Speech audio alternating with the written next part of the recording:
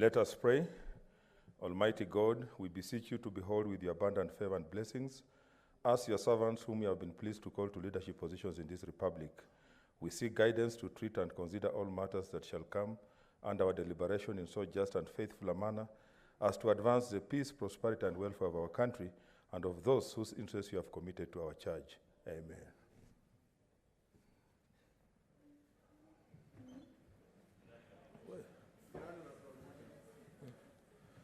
Regalia.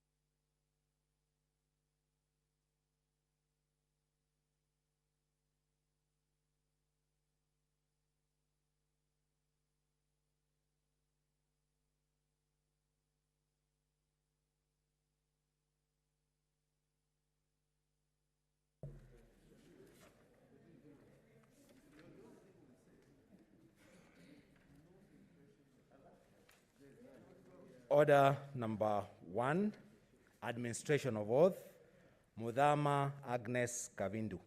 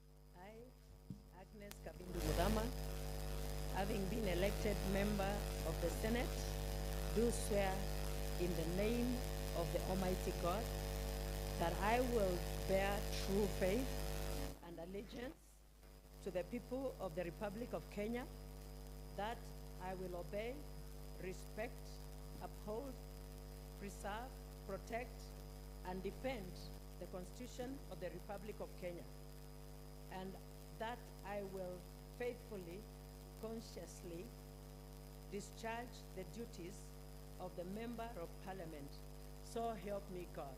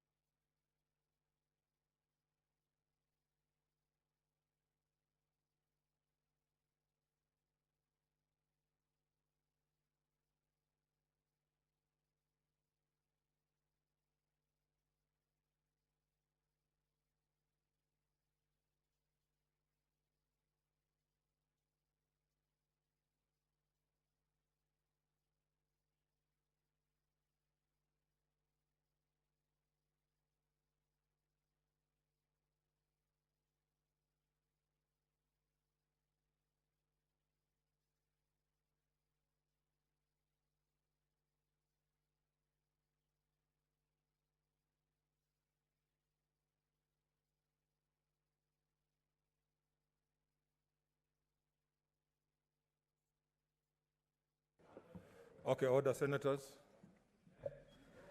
Order number 2, communication from the chair. Okay, what's your point of order?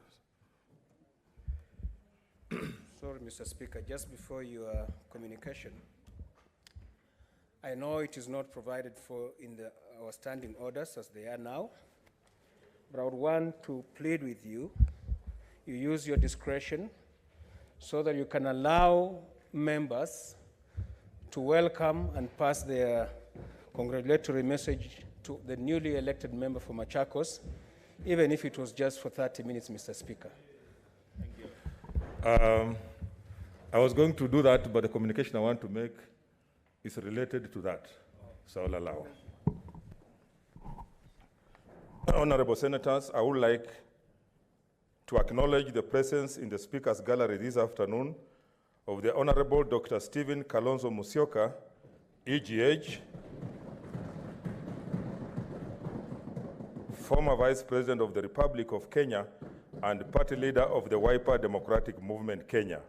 He is accompanied by family and friends of the Senator-elect for Machakos County, Senator Mudama Agnes Kavindu, MP. On behalf of the Senate and on my own behalf, I welcome them to the Senate. I thank you. Senator Kamar Margaret.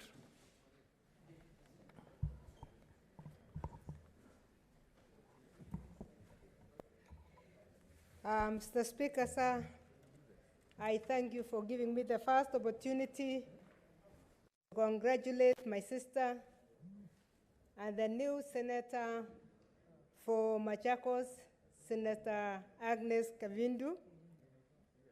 Mr. Speaker, we congratulate the 4th woman senator to be elected in the Republic of Kenya. Congratulations, Agnes. We've watched the campaign that took place, a very vigorous campaign. But Mr. Speaker, I would like to thank the people of Machakos, the Wiper Party, for a very peaceful campaign. Being the party that is led by a former vice president, of course, we expected them to be peaceful, but our former vice president really displayed a lot of elegance and peace during the campaign as a party leader, and we want to thank him for that. I want to thank our fellow senators, the senator of Kitui, who is also my student, the senator of Makueni, for representing this house throughout the campaign period. I stand as one of the women who prayed for her, who really thought about her throughout the campaign period, because we were looking forward to having the fourth woman senator elected. Mr. Speaker, we welcome her, and the road is not as bad as some people put it to be. Senate is a place where you should be. Devolution is the way to go in this country, and we need the voice of the woman in devolution, because most of the areas that have been devolved are areas that touch on the vulnerable, like agriculture, health, it touches on women, it touches on youth, and these are areas that Agnes, as a pastor and as a minister of the word, has been doing through the church. So we really want to congratulate her, and I don't want to take more minutes because I know very many members would like to welcome her. We welcome you to the house, and I can tell you this is a house of reason, this is a house of debate, and you'll enjoy it. Welcome, Senator Agnes Kavindu. Since that was my deputy, I have given her longer time because the interest is a lot. So the rest, please try to condense what you want to say in about 3 minutes. Wambua Enoch Kilo. Thank you, Mr. Speaker, for giving me this opportunity to also join my teacher, the Deputy Speaker, Senator Kamara, in congratulating the Senator of Machakos, Senator Agnes Kavindu Mudama. Mr. Speaker, I want to begin by thanking the Almighty God for making this happen, and happen in the manner that it did. The Speaker, Senator Agnes Mudama, is a God-fearing leader, a leader of distinction, and I'm very sure that the people of Machakos will be well and ably represented in the Senate, that she will stand firm to uphold the dignity of the people who have elected her to the Senate, and that, Mr. Speaker, she will move forward with the rest of us to secure the aspirations and the needs of the people of Machakos. Mr. Speaker, I also want to thank you for your communication on the visitors and the distinguished guests that we have in the Speaker's Gallery today. I thank my party leader, His Excellency Stephen Kalonzo Musyoka, Senior Counsel, for leading such a dignified delegation to witness the swearing in of a party member into the Senate. Mr. Speaker, I want to take this opportunity to tell our colleagues across the political divide, the time for the campaigns is over. Now it is time to work. And as a Senate, we shall stand firm, Mr. Speaker, in solidarity to assist and aid our new member to be able to deliver on the mandate that has been given to her overwhelmingly by the great people of Machakos County. Mr. Speaker, with those remarks, I congratulate Senator Agnes Kavindu Mudama. I thank you, Mr. Speaker. Senator Adendulo.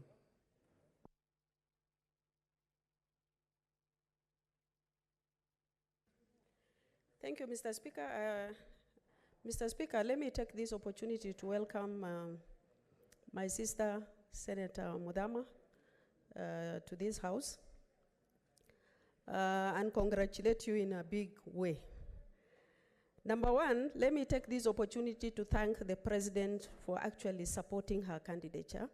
Number two, our leader, former Vice President Kalonzo Musyoka, he has really stood with her even with all the intimidation by so many other people, and that is really what women go through when they go for elective positions. But I can see from the way you have fought, you are a real leader, you are a strong woman, and the sky is the limit. And I'm sure you will be able to fit in the shoe of our former colleague, the late Senator Kabaka. And I've seen the confidence in you when you told Governor for Machakos that I'm going to make sure that I've carried out my overall oversight responsibility, which is really a good sign. So mine is to say welcome, and I think the country is now sure that women can be able to be elected to those positions, and we have actually met the 2/3 gender rule in this house, which is very good. You can welcome to this house. You will be able to achieve a lot and make sure that you have delivered your responsibility as an elected senator for Machakos. Karibu sana. Thank you. Okay, before we proceed, I would also like to acknowledge the presence in the Speaker's Gallery this afternoon of the following dignitaries. Honorable David Murathe, Vice Chair, Jubilee Party. Honorable Wavinya Ndeti, CAS. Honorable Peter Maluki, newly appointed Secretary General, EAC. Honorable Mawathe, MP, Embakasi South. Honorable Stephen Mule, MP, Matungulu constituency. Honorable Edith Nyenze, MP.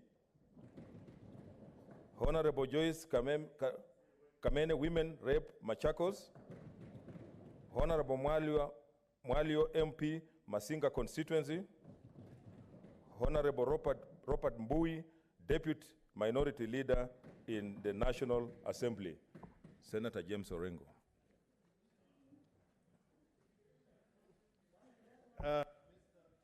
Speaker, let me also join my colleagues in congratulating Senator Agnes Kavindu Mudama and say the following. Mr. Speaker, I want to assure Senator Agnes Kavindu Mudama that this is the right and correct house for her, and she's part of this distinguished family. And I'm saying this, Mr. Speaker, because during the campaigns, my heart was won by her in the manner she conducted the campaign. Indeed, she demonstrated that there's a place for mature, issue-based politics in this country. When some people tried to go low by personalizing the campaign, she called those people to order and made them focus to the campaign that was going on at the time. And I want to say that it's not without significance that we are welcoming today the distinguished senator from Machakos when in the neighborhood a lady has been enthroned as the President of the United Republic of Tanzania. I am not taking this coincidence for granted. And I can assure you that you will have better company in this house than any other house in the Republic of Kenya. Any legislature in Kenya, this is the right place to be. Secondly, we are making history that we are becoming the first chamber to, not by nomination, not by constitutional device, but by elections.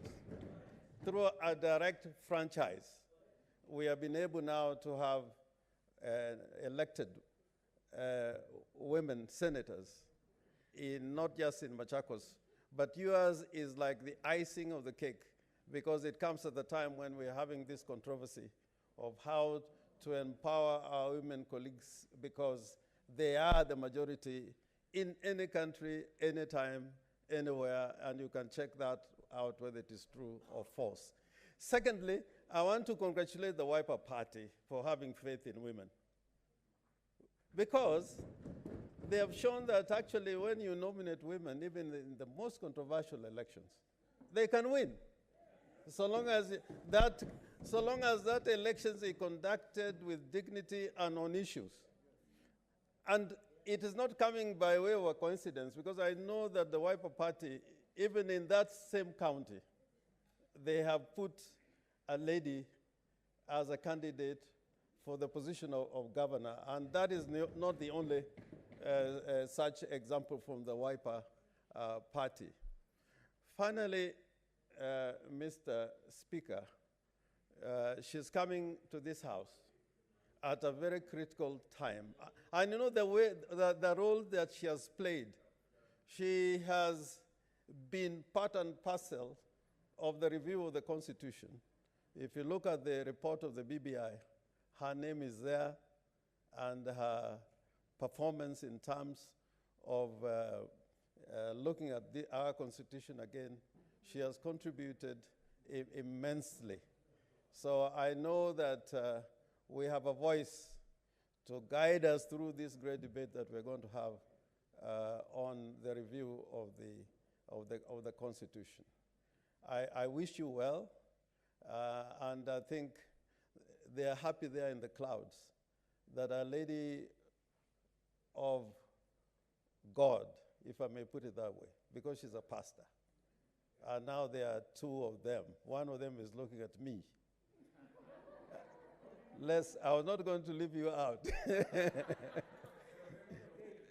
Yeah, and of course the senator from Bomet, and there's a senator from Kitui.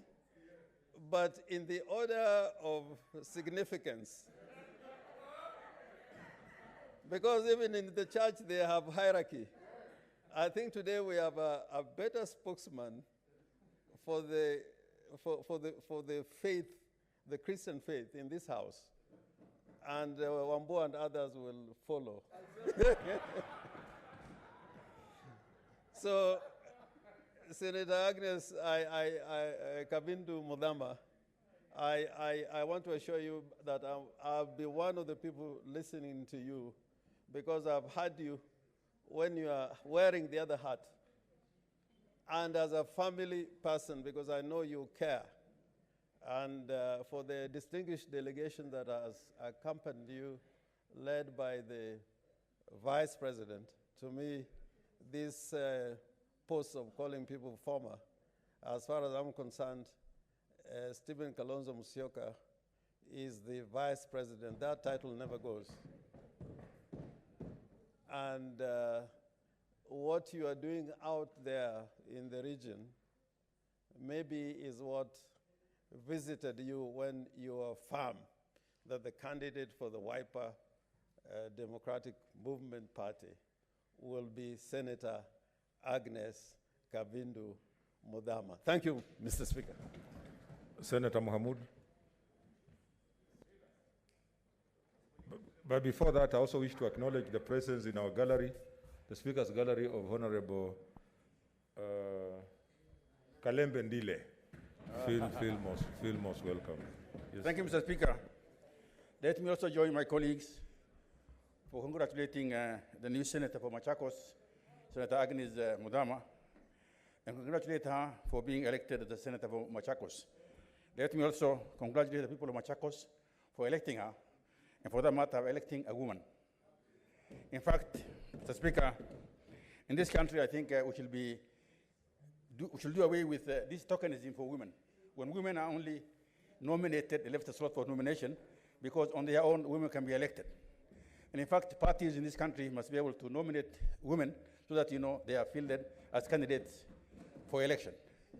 This idea of, even if you look at the proposal of the BBI, look at the Constitutional Amendment 2020, I think we are, making ground for nominations instead of making ground for women to be elected into Parliament.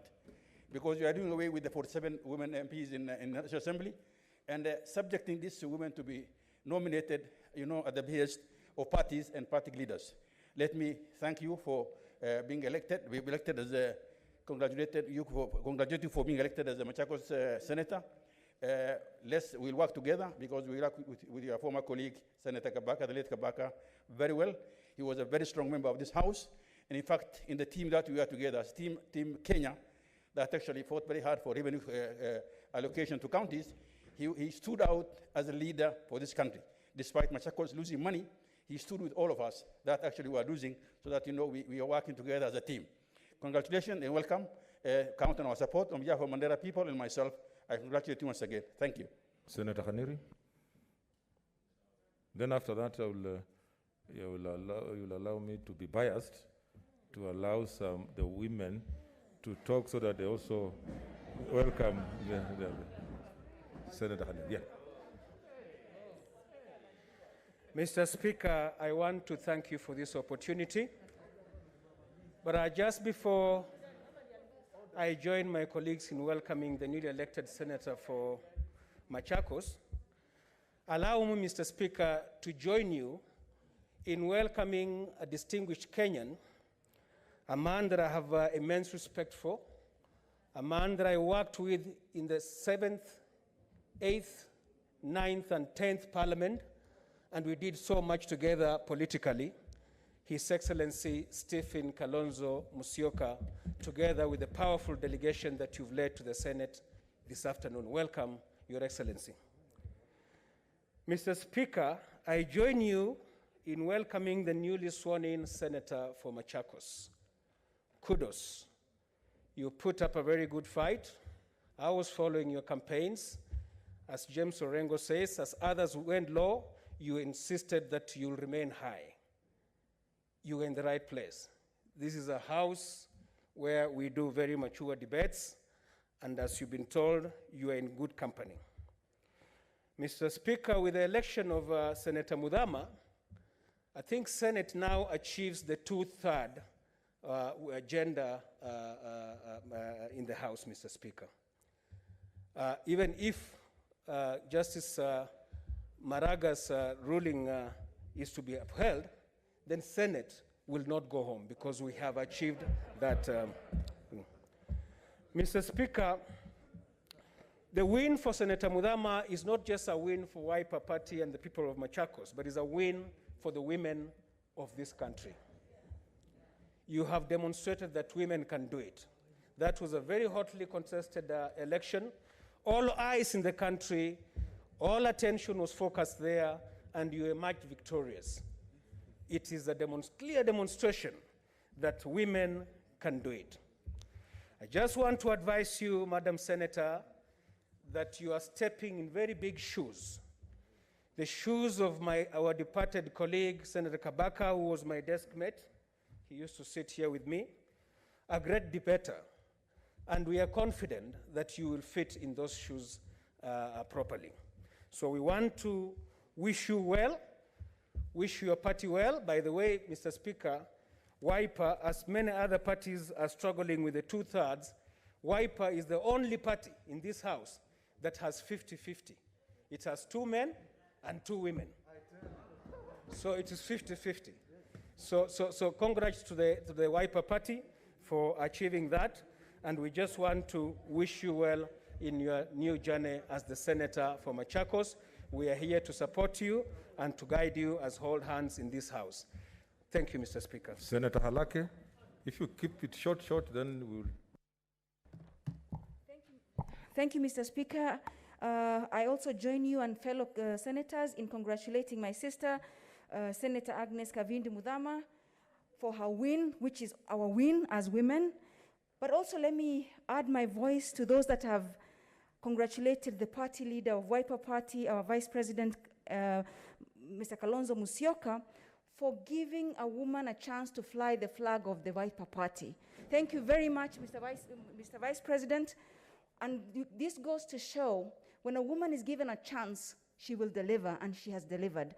Mr. Speaker, as the chairperson of the Center for Multi-Party Democracy, I want to congratulate Wiper Party, and I want all political parties to take a cue from the Wiper Party leadership and make sure that their flags are flown by women.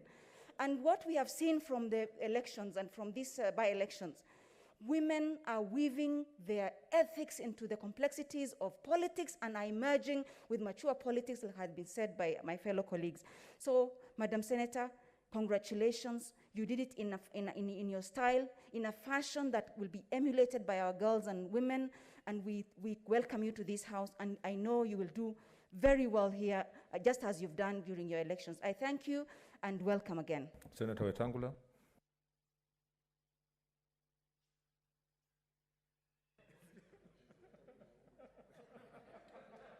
Thank you, Mr. Speaker.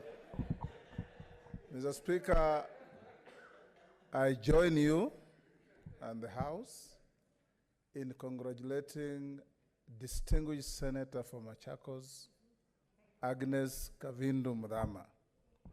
Allow me to join you too in welcoming my distinguished brother and bosom friend, Stephen Kalonzo Musyoka, with whom we have worked very, very closely for a long time, and all the dignitaries accompanying him, including Mzee Kalinzoya, who has been on the streets of Nairobi playing street politics for a long time.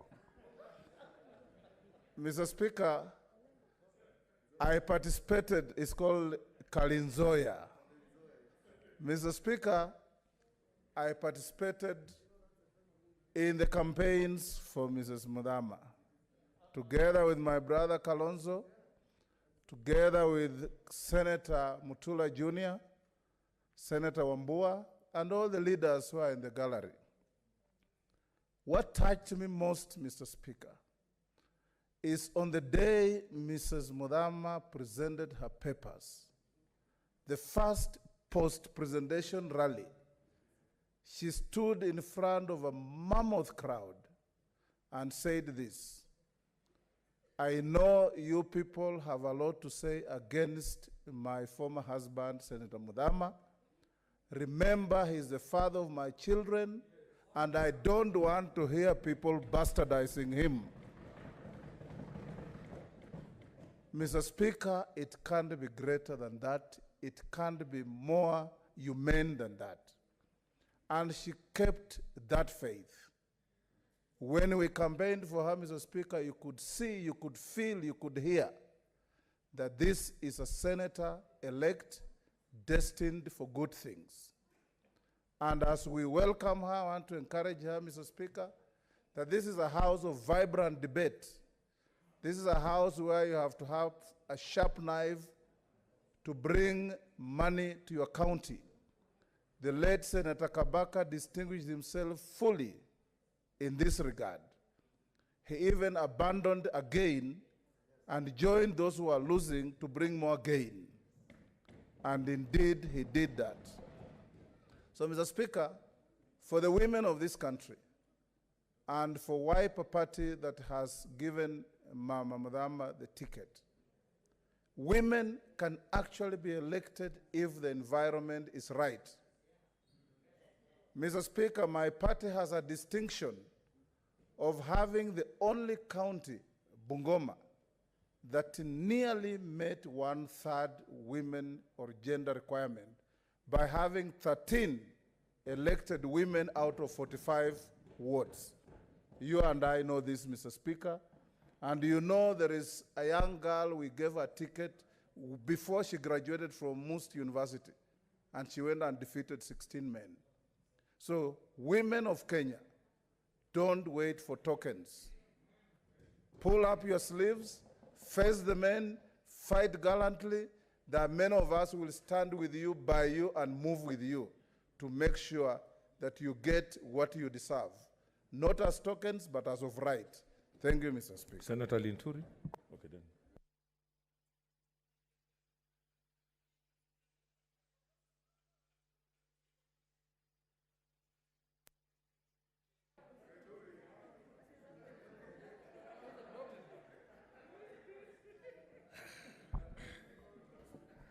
Senator Bashir, what's your point of intervention?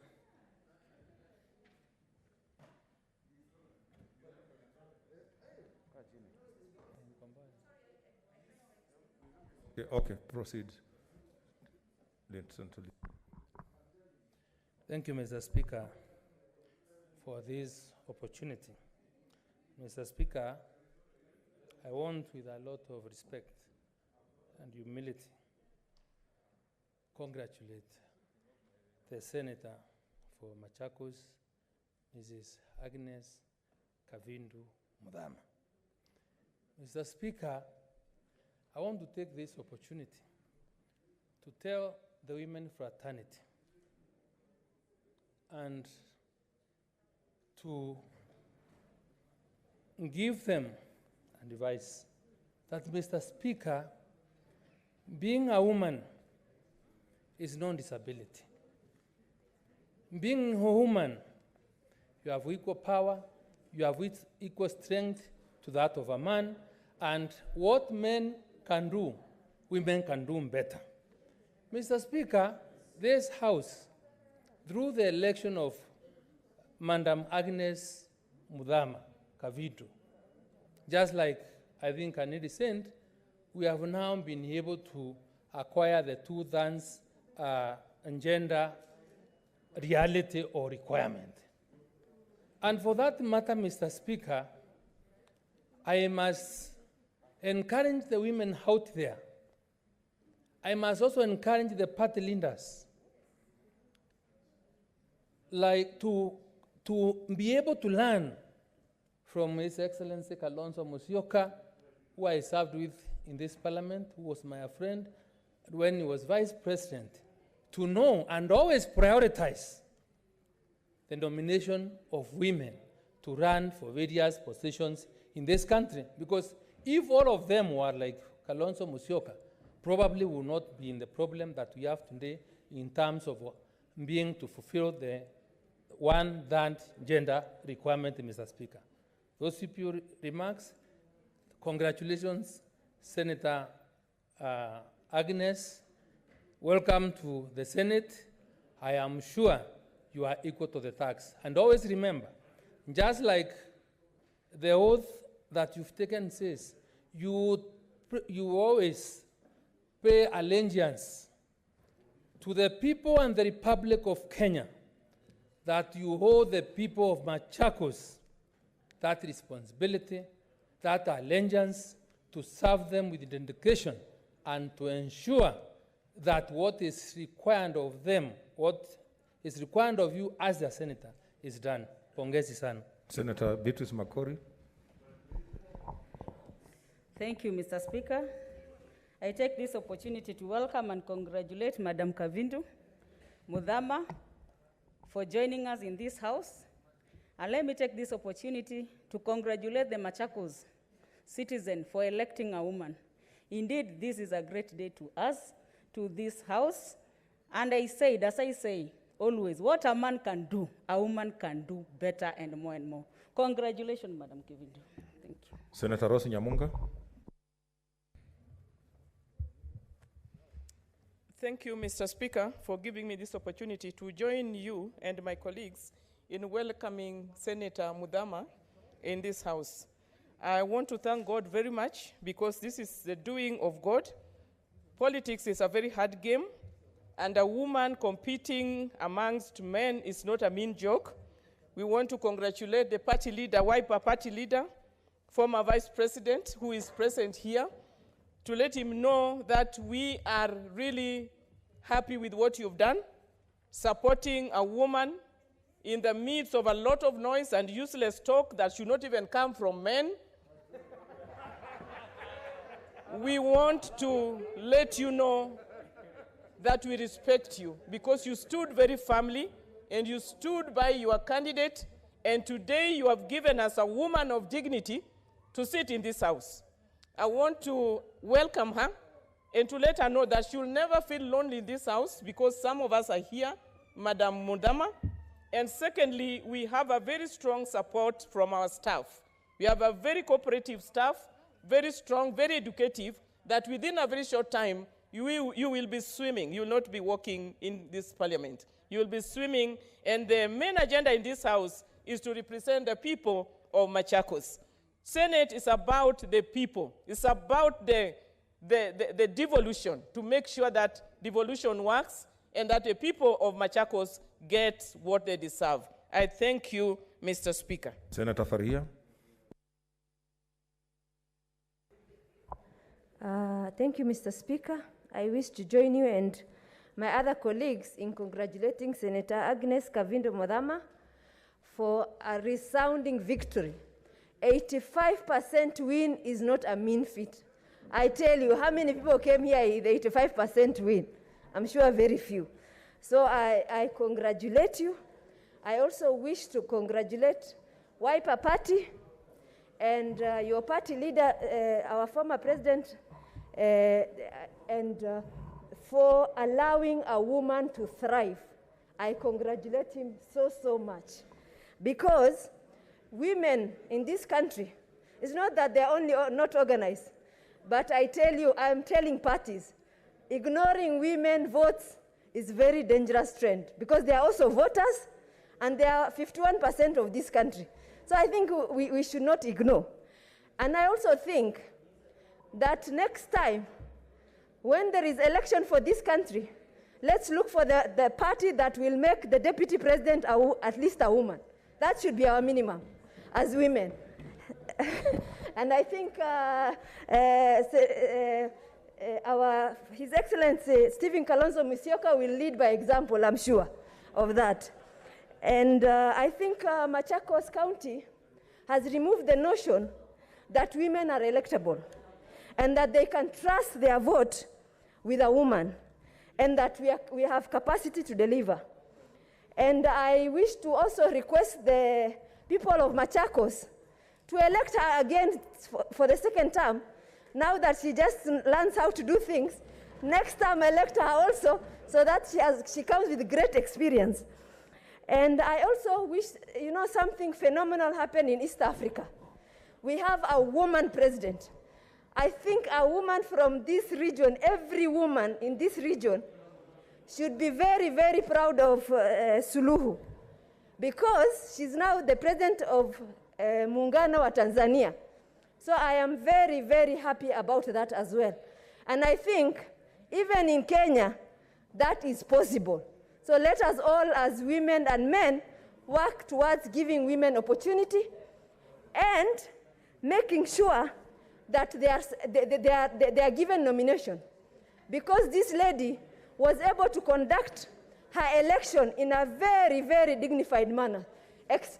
Even with the problem of her, people attacking her, people saying all manner of things, she just ignored and moved on. And I think that's the kind of leaderships we need in this country. I thank you so much. Thank you, Your Excellency Stephen Kalonzo Musyoka, for making this possible. Thank you very much. Senator Musurve. Thank you very much, Honorable Speaker, for giving me this opportunity to join you in congratulating Senator Kavindo Mudhama for being elected. And Speaker, I want to say that the election of Mrs. Mudhama is a true indication and definition of what gender means.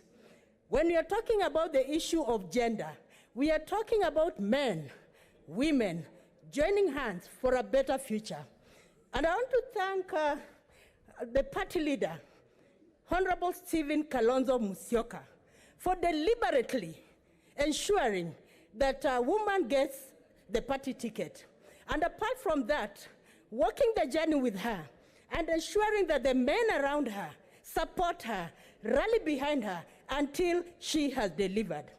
It is indicative that when we join hands together with our men can choose to bring us on board, work with us until we are sworn in. And His Excellency has also come to confirm that you are being sworn in. And I want to tell you, as you come to this house, that this is a house that will really give you a lot of gratification. If you know exactly why you are here, in terms of legislation, you will love your job. In terms of the things you are supposed to do in representing your people of Machakos, you will actually be happy about the job that you've been given. Senator Kabaka was here and he delivered. He was able to debate, and I'm sure that you are able to fit in his shoes. So thank you very much. Congratulations for being in this house, but be objective. in the fact that you have a reason to be here and represent your people and represent them effectively. Thank you. Senator Stila Wako. And honorable senators, please, let's observe COVID rules. Please, please, please, please. This thing is real and serious. Senator Wako. Thank you, Mr. Speaker, for giving me this opportunity to speak on this matter. On 13th January, I sent the following message to Senator Agnes. Congratulations on being nominated by Wiper Party to stand for the seat of Senator Machakos County. I wish you and pray for your success and look forward to welcoming you in the Senate. 13th January when she was nominated. And I had that confidence, Mr. Speaker, sir, because I've worked with her in the BBI. And I know she is very much issue-oriented, but more important, she was always very much concerned with what did the people say. When we discussed any topic, and she saw that we were going off tangent, she would remind us the people of Taveta said this, the people of Busia said this, the people of wherever said this, and therefore we should now go to what the people said, and we must provide a solution to the people. She is very much people-oriented and concerned with the welfare of the people. Also, I noticed, Mr. Speaker, sir, that when we toured the county of Machakos, she has grassroots at her fingertips, be they women organizations, but more important even, church organizations. They were all the time flocking towards her. So I had every confidence that she would be elected. And that's why I want to take this opportunity to congratulate His Excellency Stephen Kalonzo Musyoka, the leader of the Wiper Party, whom, Mr. Speaker, sir, got part of his legal knowledge under the feet of Amos Wako. so I'm very proud of him all the time. I did want to congratulate him for nominating Agnes, but not only for nominating Agnes, but also for nominating Wavinya to stand for governor, although she did not go through. But it shows that he's very much sensitive to gender issues. And if you had more leaders who are sensitive to gender issues like that, we will not be quarreling over the 2/3, 1/3, be it in the Senate or the National Assembly. And maybe in 2022, let political parties take cue from the Wiper Party on this matter. So, Mr. Speaker, sir, I welcome you, Agnes. Continue to work the way you used to work in the BBI, and I'm quite sure the people of Machakos will realize, will know that they have made a very good choice. I must say that when, what Honorable Wetangula referred to, when I heard you say that on your nomination day, I say, well, be a politician. How can you say, respect my husband? I almost said, why don't you, in fact, I shouted in my room, be a politician. But you see, I know you are issue-oriented and you will keep this house very much on issues which relate not just to women, but particularly which relate to the people, the poor people, the hustlers, as you may call them, and so on. Mamambokas and of this world and so on. So thank you very much, Mr. Speaker. This is what I want to say. Welcome. Welcome. And you are in very good hands where you are sitting there and others. They'll guide you as appropriate. The last thing I want to say is that I noticed that Wiper Party supported Ford Kenya supported. I think Jubilee also supported and so on. And it was because of your unity, I can say, that we had victory. Take the cue and continue to be united, because victory is for sure coming next year. Thank you. Senator Kimani Wamatangi. Is that okay? Thank you, Mr. Speaker. Mr. Speaker, I take this opportunity also to congratulate and welcome to the Senate the most brand new senator in town, Senator Agnes Kavindu Mudama. And Mr. Speaker, in so doing, and I know a lot has been said to congratulate first the Wiper Democratic Party and its party leader, Kalonzo Musyoka, Mr. Speaker.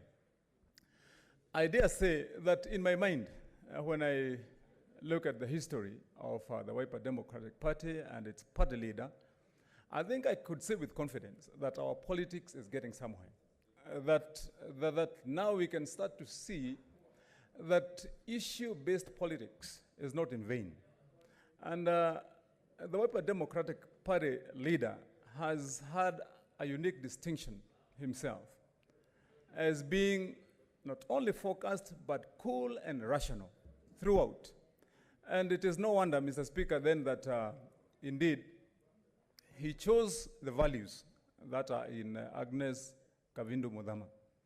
And Senator Kavindu, as we welcome you here, we know you are not only here by right, but you are here because you have demonstrated that you are worthy of being here. The bar that was sent by the late senator for Machakos was very high. And for the people of Machakos to have found it fit to let you fit into those shoes, that shows that even as much as we say, your credentials are clear.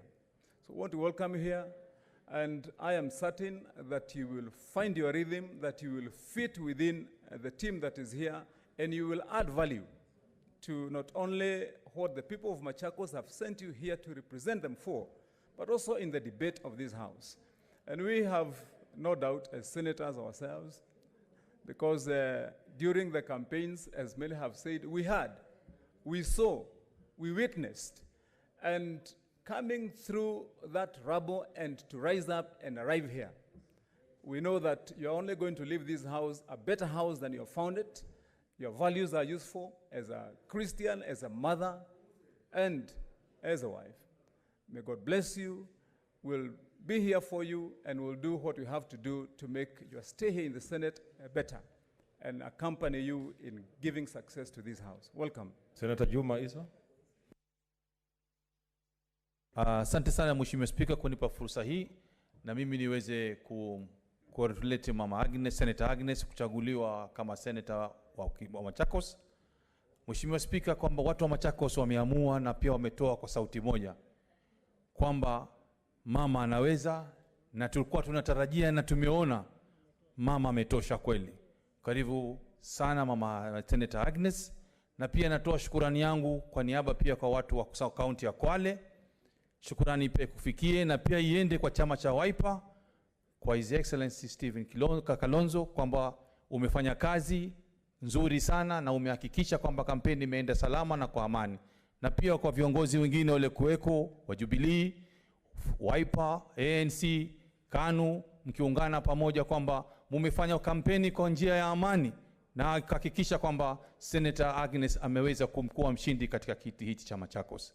Ushindi wake ulikuwa ni mkubwa sana, ambao ni historia imetangazwa na pia itasomwa kwamba mama Senator Agnes alipata karibu kura 100,000 na mshindi wa pili wake ni kura karibu 16.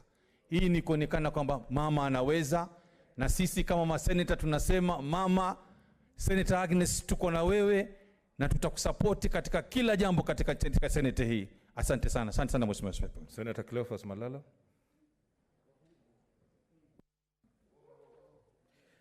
Thank you, Mr. Speaker. On behalf of the people of Kakamega, I would like to express my heartfelt congratulations to Senator Mudama.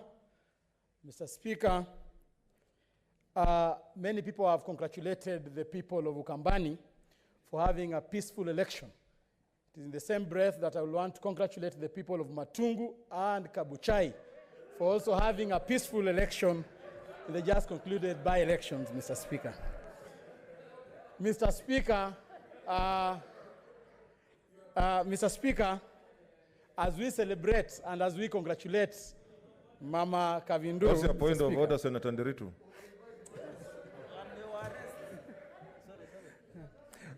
Bwana Spika, kwa hoja ya nidhamu, tunakumbuka yale maneno yaliyotokea pale Matungu na Kabucha. Bwana Spika, hata japokuwa tumesimama kumpongeza seneta mwenzetu, ni vizuri julikane wazi kulikuwa na sintofahamu pale Matungu na Bonjari, na ni vizuri ukweli usemekane na ijulikane wazi kabisa badala ya kuwachanganya wa Kenya. Bwana Spika, inajulikana wazi, lakini Machakos mambo yaliendelea vizuri kwa usalama, lakini mahali ambapo ndugu yangu seneta wa kutoka Kakamega anaposema, Bwana Spika, ni vizuri ijulikane wazi yaliyotendeka. Asante Bwana Spika. Senator Ochila yako, what is your point of order? Thank you, Mr. Speaker. Mr. Speaker, this is a house of records, and the records we have is that Machakos and the neighboring by-elections were very peaceful, and Kabuchai too. It is also on record, both nationally and here, that there are suspects, including my brother Malala, who have been suspected to have been violent. Is it in order for my good brother and friend to place it on record that he should be congratulated and his people when they are suspects that have been dragged to court having been charged with violence? Order, senators. Order, senators, you know, this is a great day for us as a Senate, where we are congratulating the distinguished senator-elect who has made us achieve the two-third gender as a first, as a chamber. So let us not trivialize or get off the road by concentrating on side shows. So Senator Malala, focus on Thank you. I choose to keep quiet and proceed, Mr. Speaker. Mr. Speaker, as we celebrate the newly elected senator for Machakos, I am sure there is one woman who is smiling in her home today, and that woman is called Mama Grace Onyango. Mama Grace Onyango, Mr. Speaker, was the first woman to be elected in Parliament in 1969. And I'm sure that her dreams and her aspirations are being actualized through Mama Kavindu today. As we celebrate Mama Kavindu today, Mr. Speaker, I would like to remind the people of this republic that even before this great woman called Mama Grace Onyango was elected in Parliament in 1969, she was the first councillor of Kisumu Central Ward. She was elected, and she went ahead and became the first mayor, no, the first woman mayor of Kisumu municipality, Mr. Speaker. Mr. Speaker, there is something unique about this woman when you read the books of history, that she campaigned for women empowerment in a very interesting fashion, Mr. Speaker. Mr. Speaker, when a male employee of Kisumu municipality died or resigned, she insisted, she had an internal policy, that his replacement will be either his wife, his sister, or his daughter. This is a big lesson to the women who are in leadership today, that you need to love your fellow women. Because as we speak right now, the enemy of a woman is a woman. It is very important that even as you celebrate women being elected in these positions, you should love your fellow women. Mr. Speaker, we have seen in various instances, Mr. Speaker, women bringing down fellow women. It is very important, Mr. Speaker, for us to encourage them to love their fellow women. Lastly, Mr. Speaker, as we welcome Senator for Machakos in this House, I would like to remind her that there is a big task ahead of you. That task is to ensure that the BBI bill is passed in this House. And in that BBI, we have a lot of deliverables for the women of Kenya. In that BBI, we are going to provide equal opportunity for women to sit here with men. We are going to have 47 women and 47 men in this house. And therefore, one of your biggest tasks, Honorable Kavindu, is to ensure that you cushion that document and ensure that it is passed in good time, Mr. Speaker. Otherwise, I would like to encourage you to come for more tutorials. I will teach you on how to navigate through the corridors of this parliament. I am the right person to show you around. Welcome and may God bless you. Thank you. What's your point of order, Senator Lagat? I think, Mr. Speaker, the parliament has its own way of making orientation.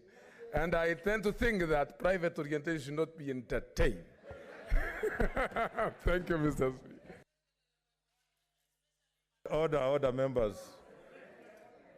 Those of you who understand the background of the Senator Kakamega know that he's a thespian. And sometimes he thinks every time he's on stage. But I think that was on a light note. But Senator Omanga.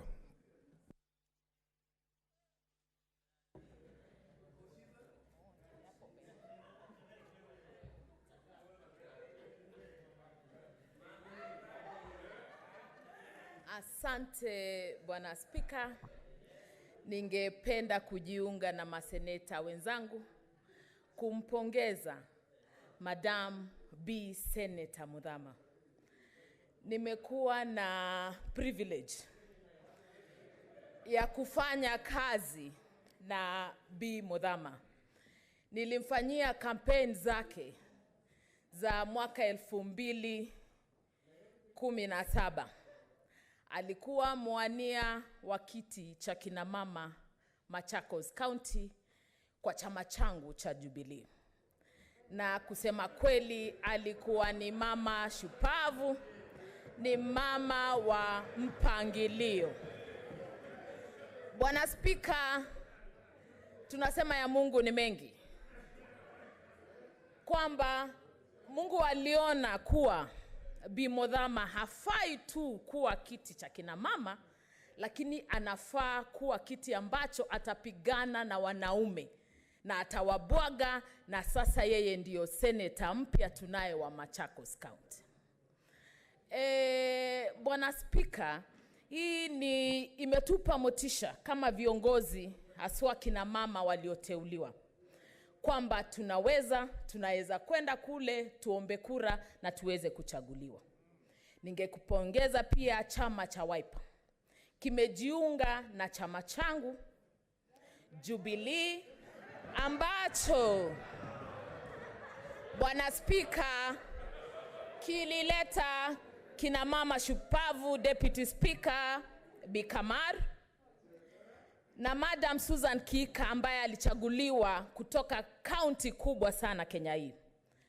Chama cha Wiper pia kimejiunga kwa chama kingine, nitasema ni changu, cha UDA, ambacho kilimchagua B. Dulo kuwa senator kutoka Isiolo.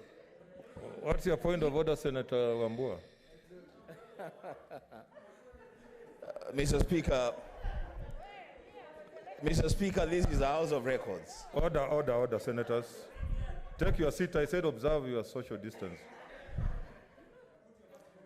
Mr. Speaker, you should require that the Senator of Gitui be heard in silence. Mr. Speaker, this is a House of Order.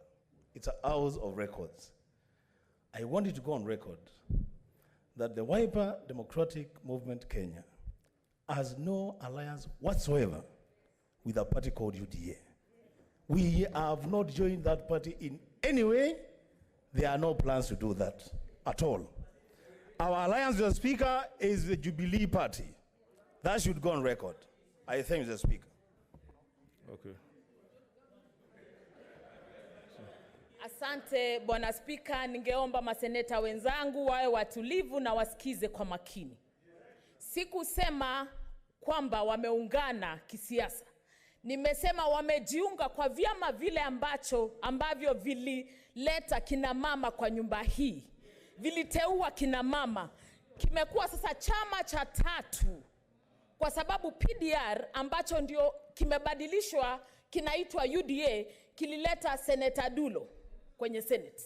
Jubilee ilileta mama shupavu Susan Kihika na Senator wa Wasingishu B Professor Kamar. Sasa Wiper ni chama cha tatu. Sijasema kuwa tuko na muungano wa kisiasa. Kwa hivyo, Bwana Spika, ningependa kuwapongeza watu wa Machakos, na labda nimwambie Bi Mudhama. Senator Kabaka alikuwa mtu ambaye sijui kama nichanganye kizungu. Mfano. Lakini viatu vyake, Bwana Spika, vilikuwa vikubwa. Bwana Spika, ni ile napenda kumpa moyo Bi Mudhama, nimwambie anaweza. Kwa sababu nimekuwa na yeye, nimeona vile anafanya kazi yake, huyu mama anaweza. Asante sana, Bwana Spika. Senator Pareno.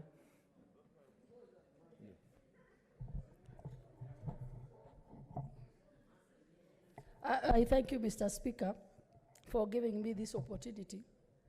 And Mr. Speaker, today we decided, courtesy of our whip, Senator Kwamboka, that we stand to support and to celebrate our sister Agnes Mudhama, by adorning this very simple lesson as a sign of showing that we love her, we welcome her the traditional way and the parliamentary way. Mr. Speaker, we celebrate her, and I want to say that your win is our win. Your win is a celebration in this Senate because of the 2/3 gender rule. And of course, as women, we are celebrating your very big win. Mr. Speaker, garnering over 104,000, with a follower having around 19,000, is a big statement for the women in this country. That you can do it and do it well. It is not easy to get 100,000 and your follower has 19,000. We thank the people of Machakos for coming out in big numbers to make this statement for this country. We thank the party leader, who I celebrate, that you have done us proud for bringing another woman in the first instance by giving that nomination certificate. Because most of the times, the women will not make it because they won't even make it past the nomination certificate of our parties. So this is the way to go. If we want to bridge the gap, if we want to obey the court orders of the 2/3 gender rule, the parties must come out clearly to support women and give them certificates and support them. Mr. Speaker, I'm very happy that in this gallery, I see dignitaries, people that we really respect, starting with the former Vice President Kalonzo Musyoka, the whip, my very good friend, Honorable Mbui, and none other than the secretary, the newly appointed secretary of the East African Community, my former colleague, Honorable Mathuki. Congratulations, my colleague. I have been with you. I know you are able to turn around and do what the East Africans would be proud of you. And when you see this behind or beside, let us not say behind, beside this win and beside this great lady is all the gentlemen that you see out there and the ladies that we see up there, then you know that we really need each other in this journey. Without them, probably it would have been very difficult to go around, but with them by your side, you've been able to succeed. So we say congratulations. I know you're up to the task. Our dear colleague, departed colleague, Senator Kabaka, was a very close friend of mine and the whole house. He did his best, but of course, God wanted you to complete his journey. So we are going to be with you, and we thank you for coming up and strongly showing that you can make it. Thank you, Mr. Speaker. Senator Mutula Kalonzo Jr.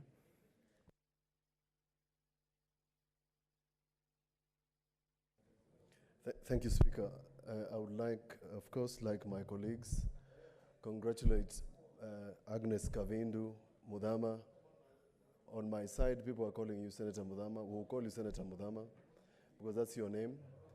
And two, Mr. Speaker, allow me to say, as we congratulate my party leader for this decision, it was not easy to make that decision, but he stood firm for you to be nominated in the presence of men.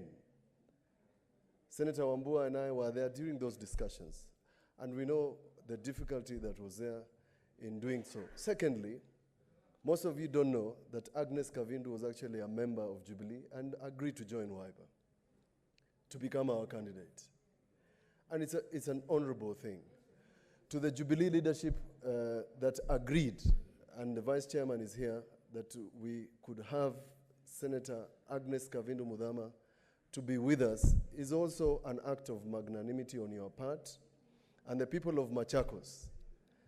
And we must say this, for the record, the men in Machakos who were competing with Mudama changed the rules, created misbehavior, insults, used everything possible, including family, to besmirch the character of Agnes Kavindu because she's a woman. It's very sad.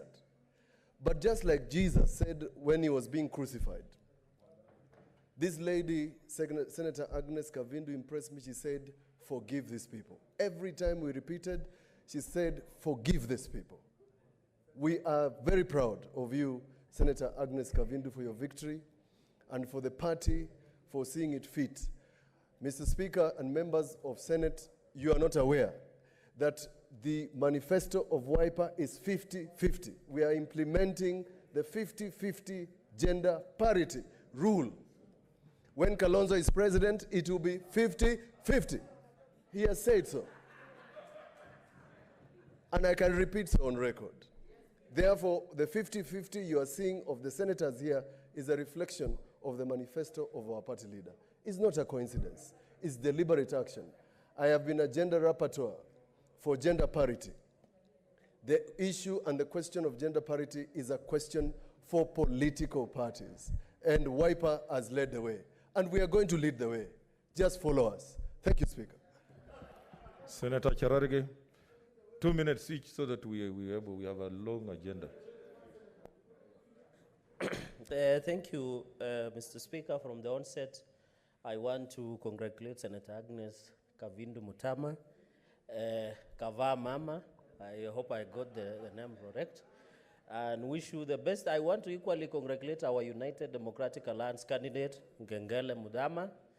And the one lesson that our candidate did show, Mr. Speaker, and this one should be heard loud and clear, is that when you lose an election, you graciously accept. You don't go on the road, you don't do demonstrations. So as a party of Kazi ni Kazi, we want to assure you our full support. Senator Kabaka was a great friend. And Machakos County has a lot of problems. We hope you will play your oversight role when you are now the senator of Machakos County. Secondly, Mr. Speaker, and finally, I want to thank ODM because it is the only party, just like UDA, who have filled the candidates across the country. They filled a candidate in Matungu. As UDA, we fill in Matungu and Kabuchai. And I want to ask party leaders who are here, including my brother, Senator Wetangula, our brother, Vice President Kalonzo Musyoka, that we should allow democracy to thrive in this country. We should not only fill our candidates in conclaves of tribal, ethnic-based politics. As a country and as a party, which is UDA, Mr. Speaker, is that we want to have a country where we have tribalist conversation, where democracy thrives. And that is what we saw. And I want to thank the people of Machakos, Mr. Speaker. And I want Senator Mutula Kalonzo Jr., Senator, my brother, the future, Senator Wambua, for ensuring that there were peaceful campaigns. And I want to thank you, Senator Mudama. I saw you came out strongly. I don't want to talk about Senator Malala, Because he was fighting for 2 million, I was being arrested in Kabuchai. So, so I want to thank that the Machakos did us proud. Senator Mtula Kalonzo Jr., what is your intervention? It's actually a point of information. This gentleman, Senator, was my chair legal affairs. The Machakos County is not a county for Kambas. It is possibly the only county with all the tribes of Kenya. So Agnes Kavindu has not been elected by Kambas. Please, thank you. Thank you. It is good. I agree with that information. Of course, Machakos is a cosmopolitan, and we wish you well. We hope you lead the people of Machakos. But the point I was making, Mr. Speaker, very important, that the party leader should listen very carefully. I've seen even the Jubilee Party, and it is good the vice chair is here, David Morade. They are not going to field a candidate in Bonjari. They want to support a candidate of ODM who is facing corruption allegations. Why are we reducing the party? Why are we reducing the party? Mr. Speaker, can I finish? I said allegations. I didn't say, and it is a fact. It's a fact. Order, Senator Cherargei. Can I finish? Order. Oh. Why are you contradicting yourself? You're saying it's as allegations and you're saying it's a fact. The two cannot be in one statement. No, I say, so, Mr. Speaker, so please don't make wild allegations, please. No, Mr. Speaker, I'm saying it is a fact. What's your point of order, Senator Murkomen? Mr. Speaker, is it in order for my good friend, Senator Cherargei. My good friend and one of my brightest students, Senator Cherargei, is it in order, Mr. Speaker, to be addressing in this house strangers like Murate, Mr. Speaker? Who is that, Mr. Speaker? I thought when you are debating on the floor of this house, you can only address the Speaker and the members of this house. All other strangers, Mr. Speaker, wherever they may be, are not relevant to debate in this house. Senator Farhia, what's your point of intervention? Mr. Speaker, I thought in your communication you said that the deputy party leader of Jubilee is in the gallery. So if it is in order for him to be addressed, I thank you. Order. Senators, I think we may need to go to the next agenda because I realize that people are beginning to trivialize a very serious order, Senator Murkomen. I did mention that this is a solemn moment for us because we are congratulating a senator who has been elected from Machakos. Therefore, order, Senator. Senator Cherargei, can you finish so that we finish? So, Mr. Speaker, finally, what I want to say, my advice was to all party leaders. I don't What's want your to point of order, names. Senator Fatuma Dulo? Okay. Mr. Speaker, I think Senator Cherargei is not in order simply because he's maligning a name of an individual who is not in this house, who cannot defend himself. Can he apologize and withdraw?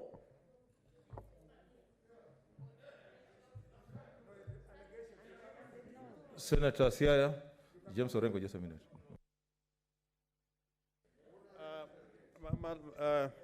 Mr. Speaker, I am standing on this point of order because Senator Cherargei, take your seat, Senator Cherargei. Senator Cherargei is a lawyer, and we believe in constitutionalism. And if there was no rule of law entirely in this country, there are so many senators and members of parliament who are facing charges in court. But because of the Constitution, you cannot, nobody can kick you out of this house. So a member should not be in order to malign others on the basis of allegations. Because who has got a more serious reputational challenge? Is this the one who has allegations made against them, or one who is already charged in court? And therefore, I am appealing to him that let us respect the Constitution. And that is why even a member of parliament, even after you've been convicted, until an appeal is exhausted. The law protects you. And if a member of parliament and a lawyer, a senator who wants to be a governor, can misconstrue the law and allege that... and particularly when in the gallery there's a vice president and a senior counsel, I think you need to go to Senator Wako, take a few tutorials. So the next time you open your mouth, you know what exactly to say. But actually, Mr. Speaker, what worries me, there are a lot of people on mere allegations. There are people who have been removed of this house and find themselves in detention. And we laughed over it. And now we have members of parliament who are charged with offenses, and I know they are innocent until proven they are guilty. For him to take the floor of the house to besmirch the character of somebody who has not been charged in a court of law, I will not say shame, but I think the Nandi people have got a lot of problems. Senator Wamatangi, what's your point of order?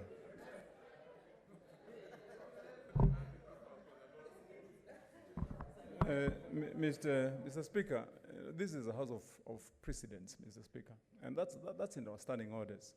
And it is a rule of this house, Mr. Speaker, that for persons who are not here to defend themselves against any allegations that are made here, although we enjoy the privileges that have been given to us, Mr. Speaker, we've made it a rule here in this house that we do not either make allegations, refer to people, or make claims, Mr. Speaker, against our own rules that seem to besmirch people. So, Mr. Speaker, I wanted to bring to your attention that the Senator for Nandi is completely out of order.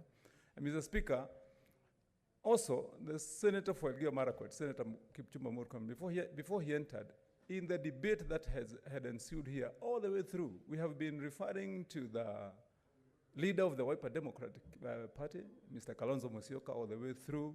We referred to the members of parliament sitting in the gallery. We referred to Mheshimiwa Madhuki and so many others, Mr. Speaker. None of them, in your own wisdom, Mr. Speaker, and the powers that you have you either ruled or referred to as a stranger in the house when they were mentioned here?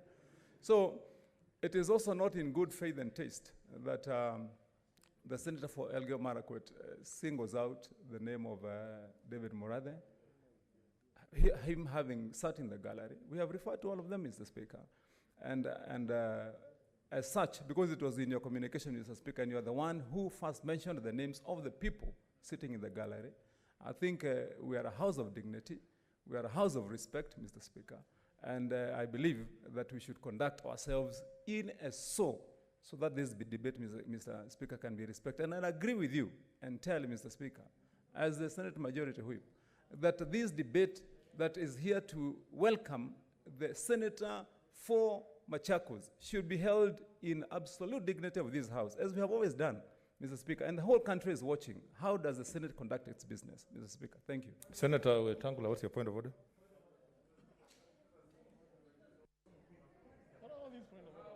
Thank you, Mr. Speaker. Mr. Speaker, this is a great day for Senator Agnes Kavindu Mudama. She's coming for the first time. The people of Machakos who elected her are watching. Her party leader is in the gallery watching. And we should give her a baptism of dignity. She's come to this house to join us. And it's wrong for us to appear to trivialize a very, very important event in her life. That she's now the distinguished senator for Machakos.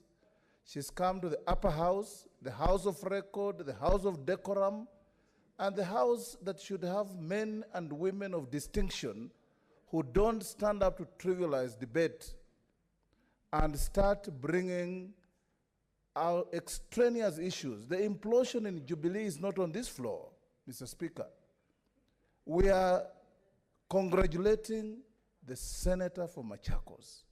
You read out the names of the dignitaries in the gallery. I even took an opportunity to add on my good friend Mzee Kalinzoya and welcomed him to the House. Let's not trivialize the debate in this House. And for my distinguished young brother from Nandi, remember, you cannot erase the footprints of history. You can't. And I want to urge you, you are still on a learning curve. Take baby steps, and then you'll get somewhere. Sometimes, Mr. Speaker, you know, we wail louder than the bereaved, and it doesn't help. Senator Cherargei, my dear younger brother, I thought the experience in Kabuchai taught you a little lesson. But it doesn't seem to have. And I want to hope that as we go to the future, we must learn what the Constitution says. You're a lawyer. You've chaired JLAC in this Parliament, and you know very well there is a member of Parliament in the lower house who was jailed for 67 years. He's out on bail, he's back in the House. That is what our Constitution says, until you exhaust all the appellate machinery. And lastly, Dave Murathe sitting up there is a friend of mine. He was a year behind me at the university.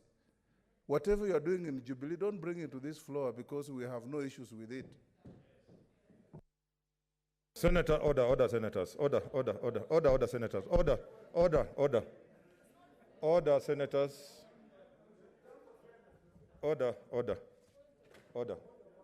Order. Senators, if you look at our order paper, we have very weighty matters, including a motion where we are supposed to condole with the people of Tanzania. We are going to have a lot of time, and order, Senator Murkomen. You are a leader here, and expect that you conduct yourself with a bit of decorum. So I was going to say, what I want to propose and suggest here is that, because you are still going to have time to talk, we can still congratulate the newly elected senator as you speak, and even outside the House. So that is also allowed, because I realize that the interest, we have more than 20 more senators. So I want to ask Senator Cherargei to wind up, then I'll make a communication, then we will. Senator Murkomen, what is it? Mine is very brief, Mr. Speaker. It's just because of the record. I know Senate Majority Whip, in his maiden speech, Senator Wamatangi, as a Majority Whip, is anxious to defend the party leadership. But Mr. Speaker, if you listen to me very carefully, my statements were actually in defense of those who are not sitting in this House. Because if we open the door for us to speak about my friend, the former Vice President who is sitting there, or my friend David Murathe who is sitting there, in a negative light, Mr. Speaker, then there's no one to defend them here. It would be expected, of course, that courtesy would demand that when we mention their names, it's in a good light and a positive light. But even in the equal measure, when you start mentioning in that light, Mr. Speaker, there will be so many people here who would make accusations against them when they're standing there. And I cannot promise, Mr. Speaker, that when Senator Langat, who was arrested, Mr. Speaker, when he was performing his serious duties at the behest of the party, he may not be too kind like myself when he stands to speak. So my defense was in positive light. And I think Senator Wamatangi should relax. He has his place, and nobody will remove him. Order, senators. Order, senators. I think what we are saying, order, Senator Wamatangi. I don't want it to become an exchange between the two of you. No. Order, Senator Wamatangi. Order, Senator Wamatangi. You are a leader. I hope you don't want to talk about that. Okay, Senator Wamatangi, don't talk about, because we cannot continue. Mr. Speaker, I don't have to get into unnecessary altercation, Mr. Speaker. And you know I'm a stickler for rules, and I respect the House, Mr. Speaker. I'm a senator who has been sitting in this House for 8 years, Mr. Speaker. And since the time when we gave the senator for Elgeyo Marakwet, my very good friend, and Mr. Speaker, you have heard the senator saying on record here that I'm the one who gave him a wife. He said that here, Mr. Speaker. And is it, and Mr. Speaker, so Mr. Speaker, no, Mr. Speaker, I just wanted to be on record, Mr. Speaker, that there is no maiden speech that the senator for Kiambu is making in this House. I am in the Hansard, Mr. Speaker, as having made speeches in this House, Mr. Speaker. And the point I laid is because as the majority whip, Mr. Speaker, it is important that we not only emphasize that the conduct of this business be dignified as it should, but Mr. Speaker, these rules bind all of us in leadership, including the senator for Elgeyo Marakwet, with his eloquence and his friendship. And if he continues that way, Mr. Speaker, I'll take that wife away. Thank you, order. Senator Cherargei, can you just wind up so that...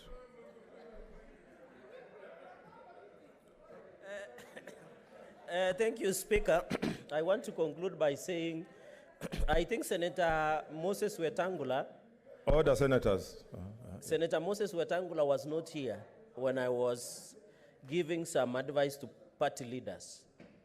I said all political party leaders in this country should allow themselves to field candidates. Even in Nandi County, you are free to field a candidate of Fort Kenya to run against me or any other person. That was my advice to all political parties, Mr. Speaker, that let us allow democracy to thrive. Let us not reduce our political parties into tribal conclaves. And I was saying, for example, ODM has done very well. They have filled all candidates across the country. And that is the future that we want for this country. I don't know whether you had a hand in what happened in Kabuchai, but we'll discuss under the cup of coffee. Because, Mr. Speaker, I would have also expected you to send me even a cup of uji since I was in your county. Thank you very much, and congratulations, Senator Mudama, and we wish you the best. Thank you, Mr. Speaker. Okay, order, senators. Like I've said, there's a lot of interest, but we'll have an opportunity to welcome and congratulate the new senator for Machakos. But in the interest of time and what is lying before us, I should have even made this communication earlier, but I will make it now so that we are able to proceed. So I take this opportunity to welcome you back to part two of the 5th session of the Senate. This part of the Senate calendar will run from today, Tuesday, 23rd March 2021, to Thursday, 15th April 2021.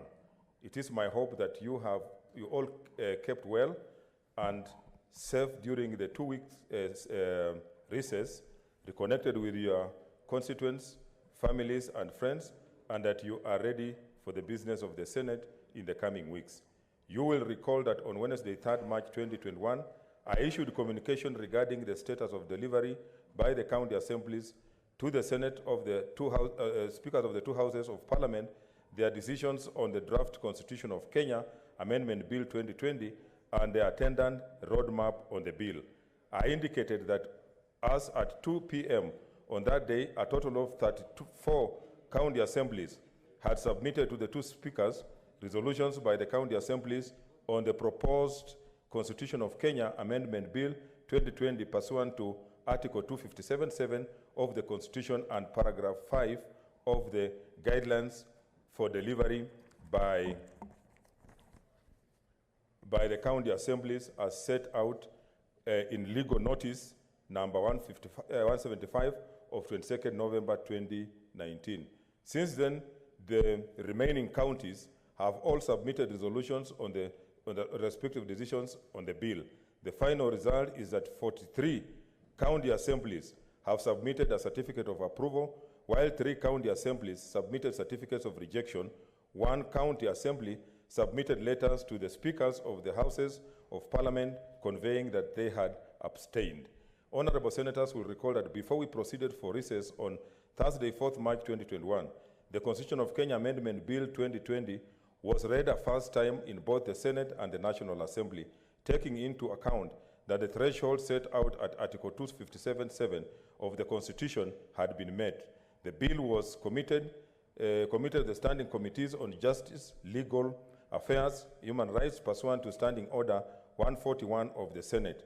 I directed the committee to hold joint sittings on the bill with the Departmental Committee on Justice and Legal Affairs of the National Assembly and undertake joint public hearings pursuant to Standing Order 224 of the Senate. It is my hope and indeed that of many Kenyans that the two committees have prepared reports on the bill, which will be tabled before the Houses of Parliament at the earliest opportunity to inform the debate and the next course of action on the matter. Honorable Senators, it's expected that in the schedule of business of the Senate, pursuant to Section 25 of the Public Finance Management Act and Standing Order 181, the Senate will consider the Division of Revenue Bill.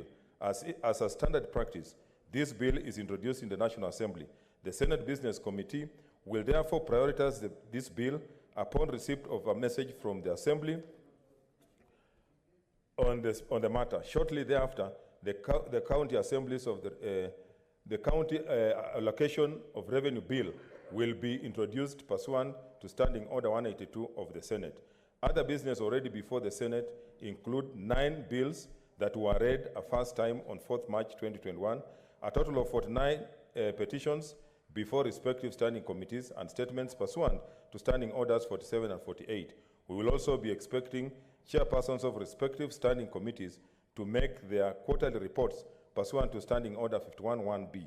We look forward to hearing the impact that the work being undertaken by our committee is making, the innovations that they have had to employ to work in these unprecedented times, and their plans for the next quarter. I urge us all to avail ourselves to consider and pass this critical business. I also urge committees to redouble efforts to conclude the pending business before them. I thank you. Next order.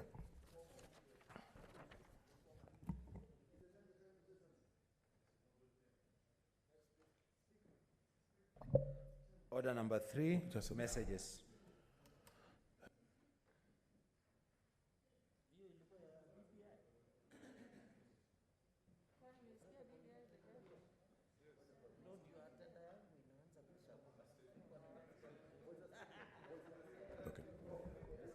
Messages. Order.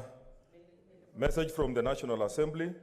Approval by the National Assembly of the mediated version of the Early Childhood Education Bill, Senate Bill number 26 of 2018.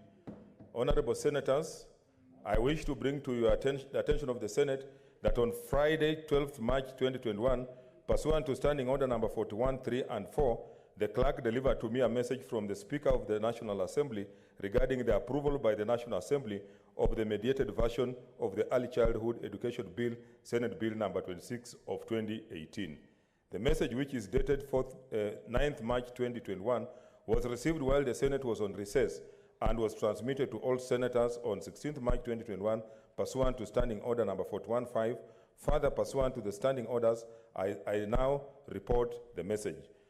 Quote, pursuant to the provisions of Standing Orders 41, 149, and 150 of the National Assembly Standing Orders, I hereby convey the following message from the National Assembly. Whereas the Early Childhood Education Bill, Senate Bill number 26 of 2018, was referred to the Mediation Committee on Thursday, 1st October 2020, in accordance with the provisions of Article 112, 2B of the Constitution, and whereas the National Assembly on Thursday, 4th March 2021, considered and approved the mediated version of the said bill in the form developed by the Mediation Committee as required under Article 113(2) of the Constitution. Now, therefore, in accordance with the provisions of Article 113(3) of the Constitution and Standing Order 154(b), I will present the bill to His Excellency the President for assent. Honorable Senators, as communicated in the message, the Speaker of the National Assembly is currently processing the bill for assent. I thank you.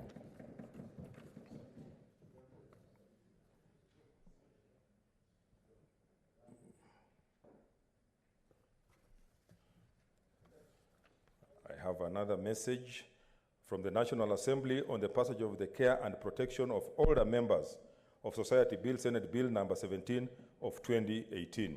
Honorable Senators, via a message dated Friday, March 2021, I received a message from the National Assembly on the passage of the Care and Protection of Older Members of Society Bill, Senate Bills number 17 of 2018, pursuant to the standing orders 41.1 and 142 of the National Assembly standing orders.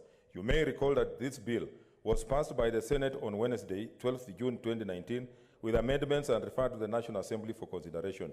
You may also recall that following the High Court ruling on 29th October 2020 on Constitutional Petition number 284 of 2019, implementation of the judgment by the Senate commenced. Notably, the High Court ordered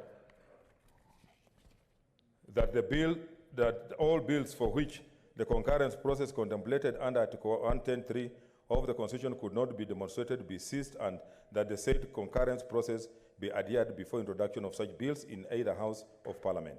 Honorable Senators, the Care and Protection of Older Members Society Bill, Senate Bills number 17 of 2018, was one such bill for which the concurrence process pursuant to Article 110.3 of the Constitution could not be demonstrated by the time the High Court gave its judgment. As such, I directed that the bill be republished, which it has as the Care and Protection of Older Members of Society Bill, Senate Bills number 24 of 2020, and is currently undergoing the concurrence process pursuant to Article 110.3 of the Constitution, following which the bill will be read a first time in the Senate. In view of the foregoing, the Care and Protection of Older Members Society Bill, Senate Bills number 17, as received from the National Assembly via message dated Friday, 5th March 2021, will not be proceeded with in the Senate. I thank you. Next order. Order number 4, petitions. Order number 5, papers.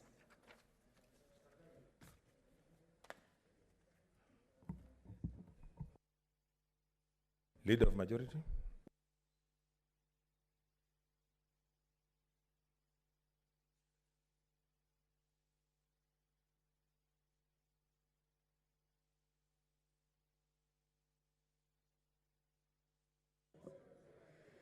Mr. Speaker, sir, I beg to lay the following papers on the table of the Senate today, Tuesday, 23rd March 2021.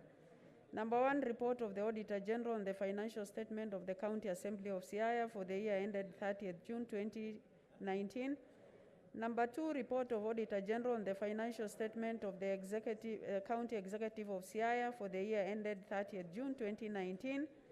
3, report of the Auditor General on the financial statement of the County Assembly of Mandera for the year ended 30th June 2019. 4, report of Auditor General on the financial statement of the County Executive of Mandera for the year ended 30th June 2019. 5, report of Auditor General on the financial statement of the County Assembly of Meru for the year ended 30th June 2019. And finally, report of the Auditor General on the financial statement of the County Executive of Meru for the year ended 30th June 2019. I thank you. Okay, next order.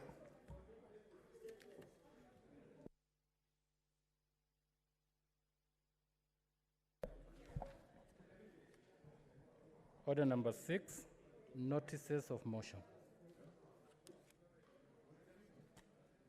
Which order? Which the next order? You are not audible.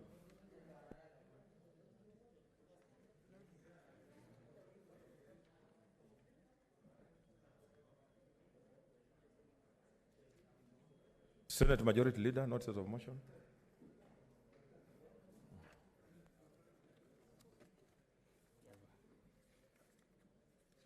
Number 4.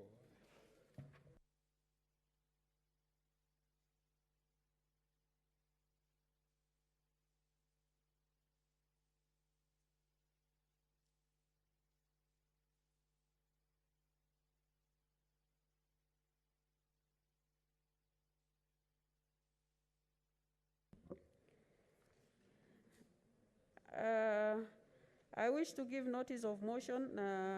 I have 2, Mr. Speaker, sir. The first notice of motion, alteration of the Senate calendar for the year for the fifth session.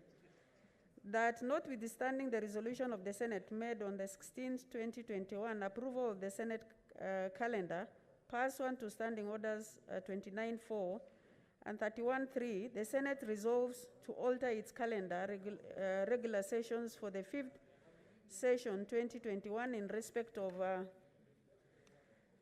parts 2 and 3 to hold 2 sittings every week on Tuesday only, morning and afternoon, beginning from 10 a.m. and ending at 12:30 p.m. for the morning sitting, and beginning at 2:30 p.m. and ending at 6:30 p.m. for the afternoon sitting, beginning on Tuesday 23rd March 2021 until Tuesday 15 June 2021, and that the Senate calendar regular session for the fifth session 2021 be altered accordingly. The second notice of motion, Mr. Speaker, is motion of the condolences on demise of His Excellency the late Dr. John Magufuli, President of the United Republic of Tanzania, that the Senate of the Republic of Kenya expresses its deep sadness at the death on 17th March 2021 of His Excellency Dr. John Pombe Joseph Magufuli, President of the United Republic of Tanzania, records its appreciation for his immense contribution in public service to the people of Tanzania, appreciating his effort to foster unity and peace within the East African community, recognizes the high esteem in which he was held in the African continent in his pursuit of Pan-Africanism, stands in solidarity with His Excellency Mama Samia Suluhu Hassan, the new President of the United Republic of Tanzania, and the people of Tanzania, in the true spirit of brotherhood within the East African community in this difficult time, and efforts its profound sympathy and condolences to Her Excellency Mama Janet Magufuli and the entire family, the government, and people of the United Republic of Tanzania. I thank you. Thank you, Senator. The next notice of motion is from the Senate, from the Chairperson, Standing Committee on Roads and Transportation. Senator Wamatangi.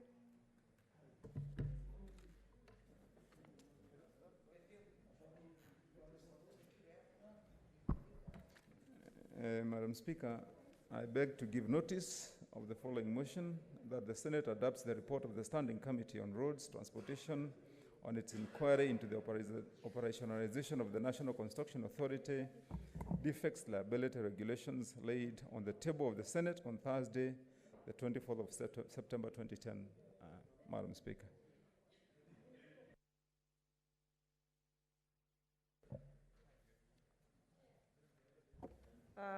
Thank you, Senator.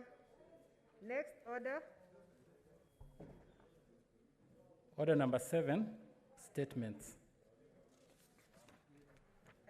Honorable Senators, we have one statement under 47.1, and we have 7 and 6 under 48.1. I want to request that when we go to 48.1, we don't, we commit them to the committees rather than write on them, so that we dispose of 2 very important motions. We have the motion on the change of the calendar, which we must dispose of as soon as possible. And I'm sure we'll need about an hour to deal with our condolence messages to the late Dr. John Pombe Joseph Magufuli. So if I can get your silent okay, then I will move now to statement, the first statement 5A by the Senator for Trans Nzoia, Senator Michael Mbito. Senator Michael Mbito, I don't see him, so we go to the next set of statements. The next set of statements, 48-1, we have two statements from Senator Cherargei. Please take the two of them concurrently, move one after the other. Thank you. Yes, Senator.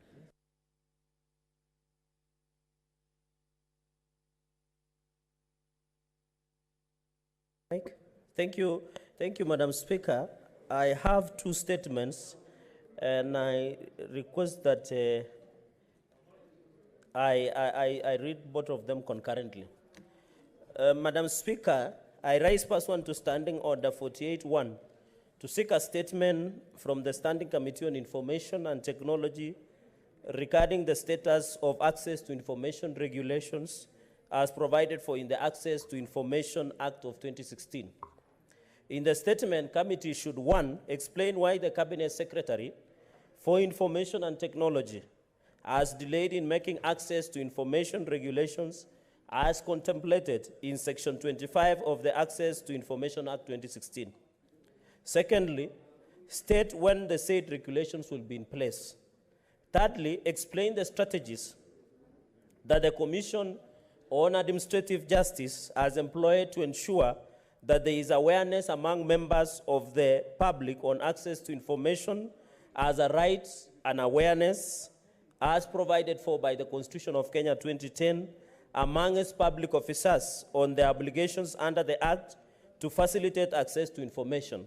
And finally, Madam Speaker, avail a financial report on the implementation of the Access to Information Act 2016, including an impact assessment of work conducted by Commission on Administrative Justice. Madam Speaker, I proceed to the second statement, request for statement on operationalization of the proposed Legal Aid Fund in the Legal Aid Fund Act of 2016.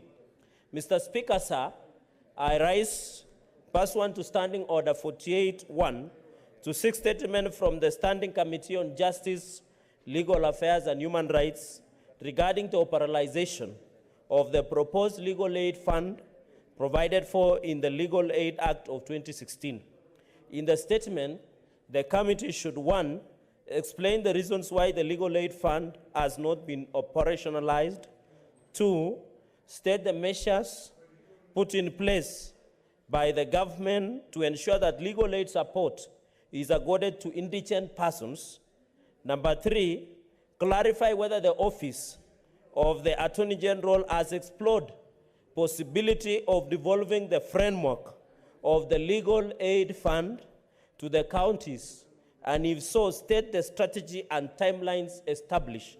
And finally, Madam Speaker, provide a detailed financial statement of budgetary allocations, including assistance by development partners towards providing legal aid programs in Kenya, as was stated in Legal Aid Fund Act of 2016. I thank you, Madam Speaker. Thank you, Senator Cherargei. The first statement stands committed to the Committee on Information Technology on Information and Technology, while the second statement stands committed to the Committee on Justice, Legal Affairs and Human Rights. The next statement is from nominated Senator Beatrice Kwamboga.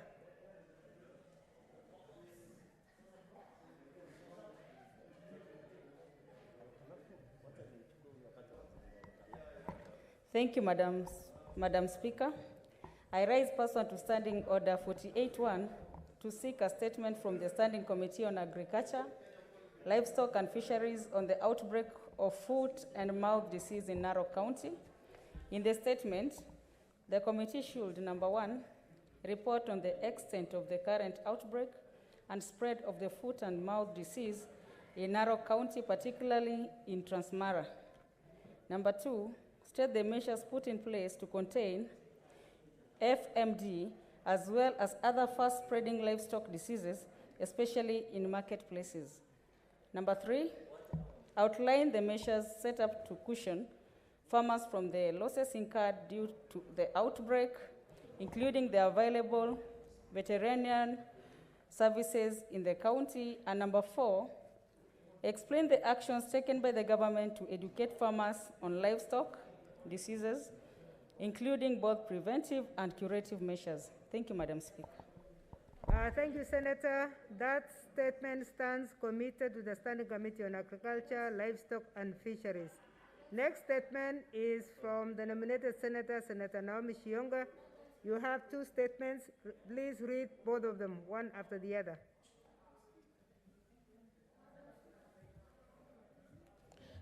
Mike, please. Okay, thank you, Madam Speaker. Madam Speaker, thank you very much for giving this opportunity to pass my statement on the deplorable state of the public schools in the rural areas. Madam Speaker,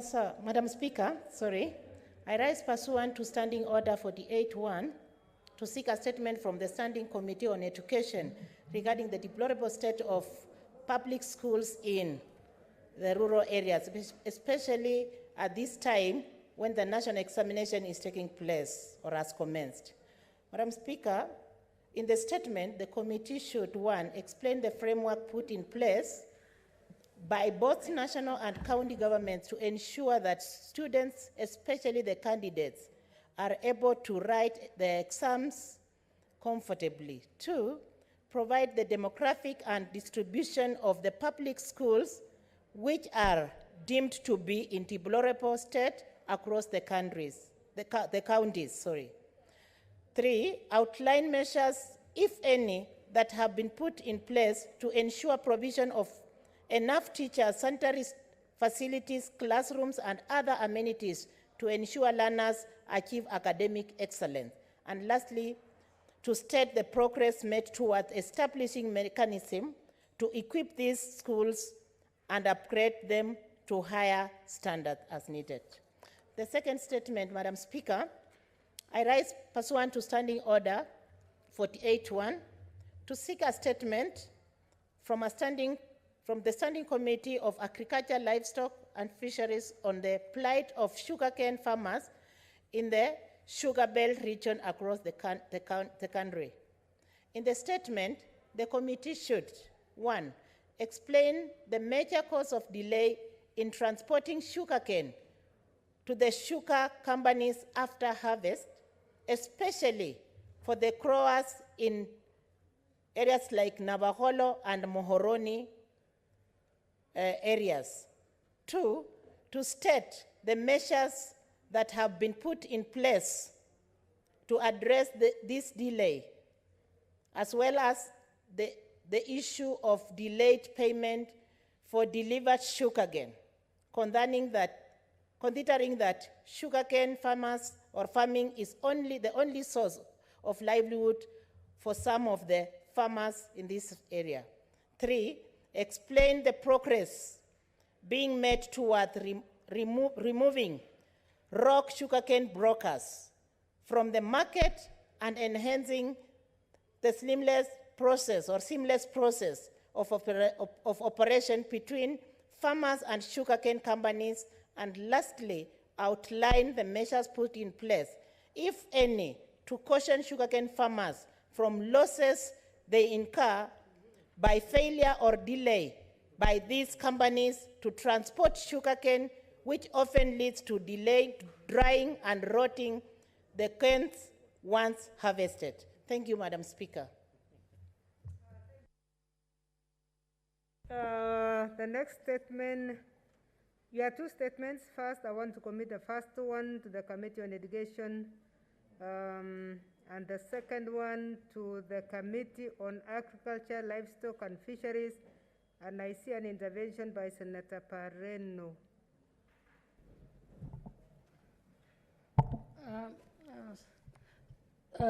Madam Speaker, thank you for allowing me to comment. It was on the statement by Senator Beatrice Kwamboka on the widespread infections of foot and mouth disease on our animals. Though this statement, Madam Speaker, is targeting Narok, I was going to request that the committee that you referred to should look at the problem widely. Madam Speaker, we keep vaccinating our animals on foot and mouth disease every 2 months. It used to be like once or twice in a year. Now we are doing it every 2 months, because in every 2 months you realize that the animals are already infected. And by the time we vaccinate, we have already taken the meat, we have already taken the milk. We don't even know whether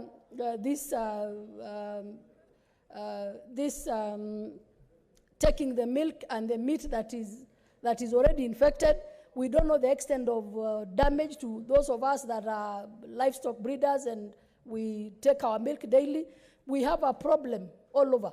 And it is so consistent that it can no longer be contained by single individual farmers. It has to call for the intervention of the bodies that either keep the vaccines. And I'm requesting, Madam Speaker, that the committee to take into account and investigate whether the vaccines that we are getting are no longer serving the purpose, or we are getting vaccines that are fake, because definitely they are no longer serving the purpose. So, Madam Speaker, I'm requesting that the committee broadens its investigations into Kajiado County, and also to check on the effectiveness of the vaccines that we are getting on foot and mouth disease. It is so serious, we don't know where it is taking us, Madam Speaker. Okay, thank you, Senator. Honorable Senators, the next statement was by the Senator for Muranga, Senator Dr. Irungu Kangata, and he's not in. But we have an approved statement from Senator Methika Linturi.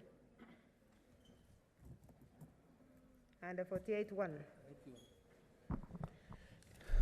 Thank you, Mr. Speaker. Mr. Speaker, there is a request for a statement on outstanding pending bills, small African contractors on roads and other related infrastructure projects. Mr. Speaker, sir, I rise pursuant to Order 48-1 to seek a statement from the Standing Committee on Roads and Transportation on the issue of outstanding bills owed to small contractors of roads and other related infrastructural projects. In the statement, the committee should provide a list of pending bills owed to small contractors of roads and other related infrastructure projects since the financial year 2017 to date, explain reasons for non-payment by the government of the pending bills despite the directive by the President to cushion small contractors against the impact of COVID-19, a situation that has led to many job losses as the same contractors have been forced to lay off workers. 3, state reasons for lack of a policy by the 3 roads agencies in the Ministry of Transport, Infrastructure, Housing, Urban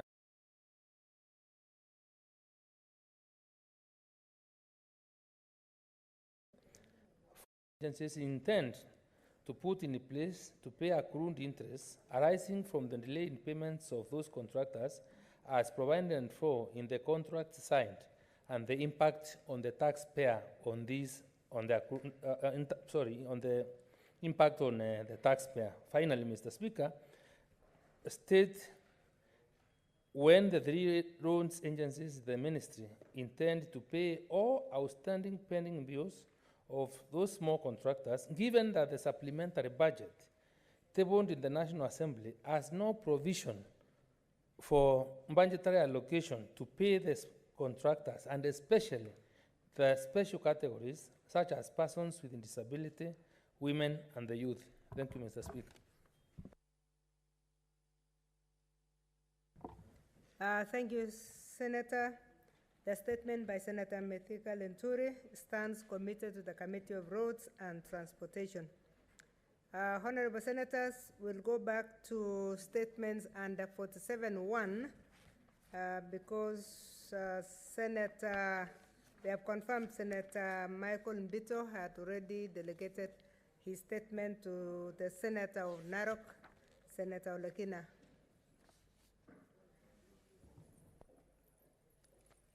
Madam Speaker, I thank you. I rise to request a statement on behalf of Senator Michael Mbito. Madam Speaker, from the onset, this statement is dated the 27th of February 2021, and it's similar to a statement that I had requested. It's on an issue of general topical concerns regarding addressing corruption in the police recruitment. Madam Speaker, I rise pursuant to Standing Order 47.1 to make a statement on an issue of general topical concerns, namely addressing corruption in police recruitment. Madam Speaker, reports of widespread corruption in the ongoing hiring of police officers are annoying indeed. Some of the qualified candidates claim they had been locked out of the filthy ground because they could not raise the huge bribes demanded by recruiting officers. In some cases, Madam Speaker, the results of the recruitments were shrouded in secrecy. The recent recruitment of the Kenya Defence Forces officers can also not be said to have been above board. In both cases, Madam Speaker, families were asked to pay as much as Kenya shillings 500,000 in bribes for their kin to join the armed forces, with Kenya shillings 400,000 being the standard figure, which is unbecoming. Madam Speaker, one discerns two significant developments in the hiring. First, the country boasts of an army of young and educated people who are desperately looking for jobs.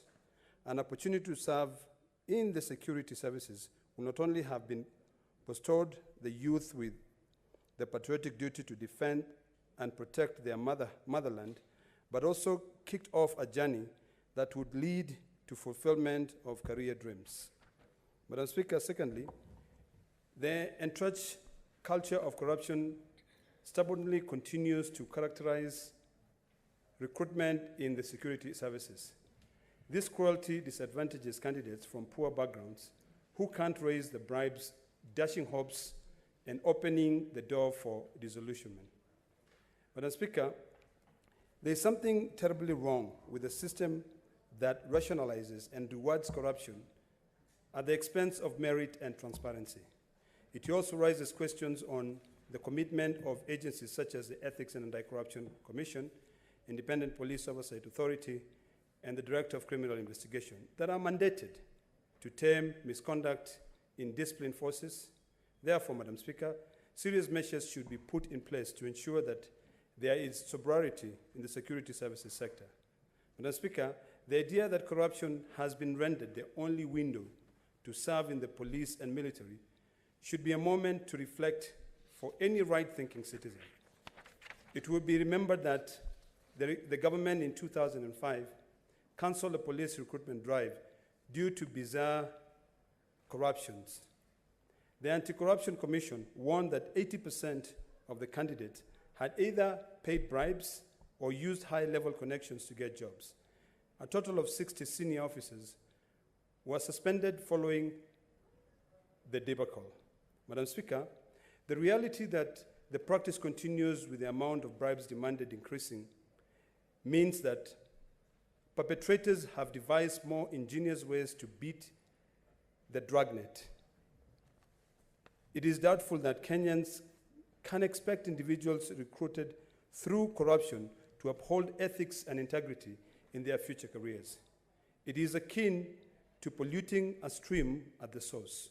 Therefore, Madam Speaker, the relevant agencies should take action to ensure that we root out corruption completely in order to have a level ground field for every Kenyan to participate in the recruitment exercise. Madam Speaker, on behalf of Senator Michael Mbito, I thank you, and I hope that action will be taken on this matter. Thank you. Thank you very much, Senator. I will allow only one because we are not committing to a committee. Senator Langat, Christopher Andrew. Okay, thank you. Thank you, Madam Speaker. I would have wished first to contribute a bit on the first statement. However, may I get into supporting this one from Senator Mbito? I want to say the corruption that marred seriously the recruitment of the police and the armed forces this particular time was so serious. Madam Speaker, I want to say that the moment we compromise the recruitment of soldiers in our country, it has a long and lasting effect in the professionalism of the same profession. We can remember very well, Madam Speaker, about what happened to China in history. after creating a very expensive wall for defense to their country, it was later on discovered, Madam Speaker, that nevertheless the wall never helped them because of the soldiers who are at the gate, and they could easily be bribed to allow the enemies in.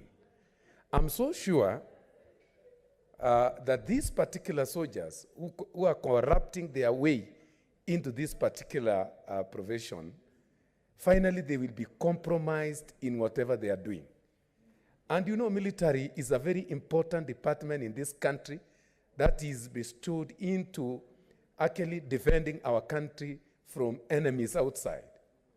This is a particular force that keeps the secrecy of defense of our country. If this particular corruption, if this particular compromise is allowed to continue, Madam Speaker, this particular Department of Defense will be at risk and our country will be at risk. So it is my appeal that the newly recruitment which took place last month be rejected, disbanded, and recruitment is, and a fresh and professional recruitment is done, because it is embarrassing, and I appeal, Mrs. Speaker, that this particular corrupt system that ensured this particular recruitment be disbanded. So, Madam Speaker, it is my appeal, because it is a very serious issue that is affecting our country. Thank you. Thank you, Senator. Honorable Senators, today is the Cerebral Palsy International Day, and we've approved a statement from Senator Musuruve under 47-1. Senator Musuruve.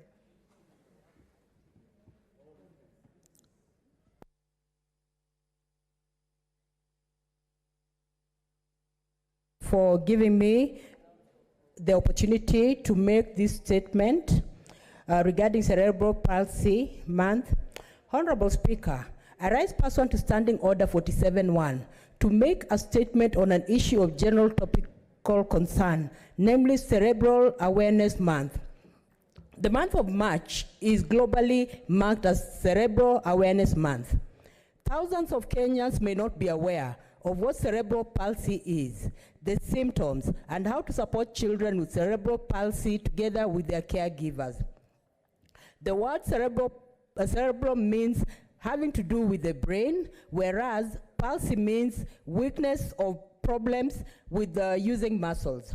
Cerebral palsy is a brain disorder that can affect muscles of the brain. To create awareness of cerebral palsy, many people who are aware and would like to create awareness purposely wear green. The color green was chosen to reflect youthfulness and new growth, as well as hope for advancement in treatment and acceptance of cerebral palsy. Honorable Speaker, cerebral palsy may be caused by brain injury or problems that occur during pregnancy or birth or within the first 2 or 3 years of a child's life while the brain is still developing. Cerebral palsy related to the brain that happened before or during birth is called congenital cerebral palsy. Majority of cerebral palsy, 85% to 90%, is congenital. In many cases, the specific causes is not known. Some things increase the chance that a child will have cerebral palsy. These are called risk factors. It is important to remember that having a risk factor does not mean that a child will have cerebral palsy. Some of the risk factors are congenital CPR, low birth weight, premature birth, multiple births, assisted reproductive technology, that is infertility treatments, infections during pregnancy, jaundice, and canicteras, and jaundice. Honorable Speaker, a small percentage of cerebral palsy is caused by brain damage that occurs more than 28 days after birth.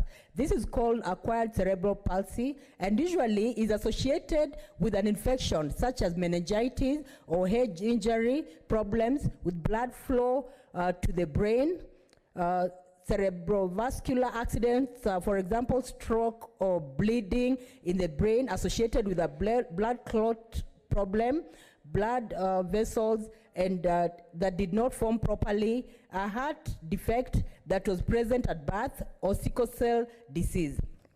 In preventing cerebral palsy, there's need to be aware that the cause or causes of congenital cerebral palsy aren't fully known, which means that currently little can be done to prevent it. Cerebral palsy related to genetics is not preventable. However, the actions people can take before and during pregnancy, as well as after birth, that might help reduce the risk of developmental problems, including cerebral palsy.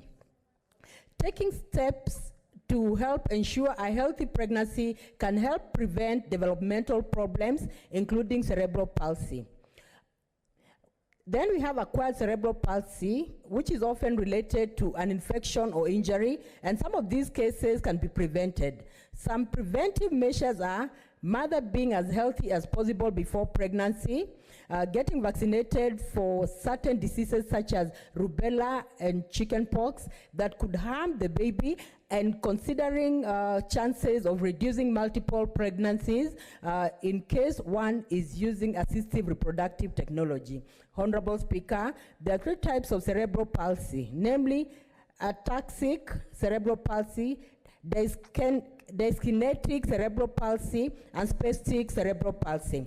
Senator, I'll give you 2 minutes to summarize. Thank you, Honorable Speaker. I've talked about the 3 types of cerebral palsy. Honorable Speaker, children with cerebral palsy may experience difficulties in learning. These may include short attention span, motor planning difficulties, that is organizational and sequencing, perceptual difficulties, and language difficulties. These can impact on literacy, numeracy, and other skills. Honorable Speaker, people keen in supporting children with cerebral palsy can reach out to families or organizations that deal with cerebral palsy to find out on various specific points of intervention. Some points of intervention revolve around therapy, services, for instance, speech, physio, and occupational therapy. Provision of food rich in calcium, such as milk, yogurt, cheese, and calcium supplement fruits, juices, and vitamin D rich foods, such as fish. Health services countrywide need to deliberately create awareness to expectant and lactating mothers on healthy lifestyles before and after giving birth, and precautionary measures that need to be taken in helping children in their first years of birth developmentally. This awareness can be incorporated in antenatal clinics. Thank you, Honorable Speaker, for giving me this opportunity. Thank you, Senator. I will only allow 2 interventions again. Senator Sakaja Johnson, Ada. Thank you, Madam Speaker.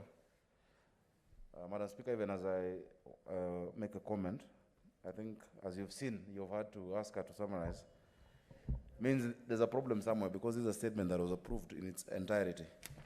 I don't know how you approved such a long statement. But more importantly, Madam Speaker, the issues she's talking about are critical.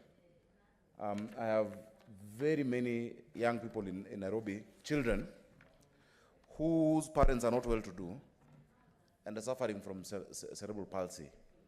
Madam Speaker, when it is possible to actually help many of them be able to live almost a normal life and to be educated in special institutions, many of these children, Madam Speaker, you'll be disappointed to learn, are locked up in the slums, in the houses, because there's only one caregiver, and the mother needs to go out and look for a living, and so there are many of them who are locked up and kept almost tethered like animals, and there are hundreds and hundreds of them in this city, sadly.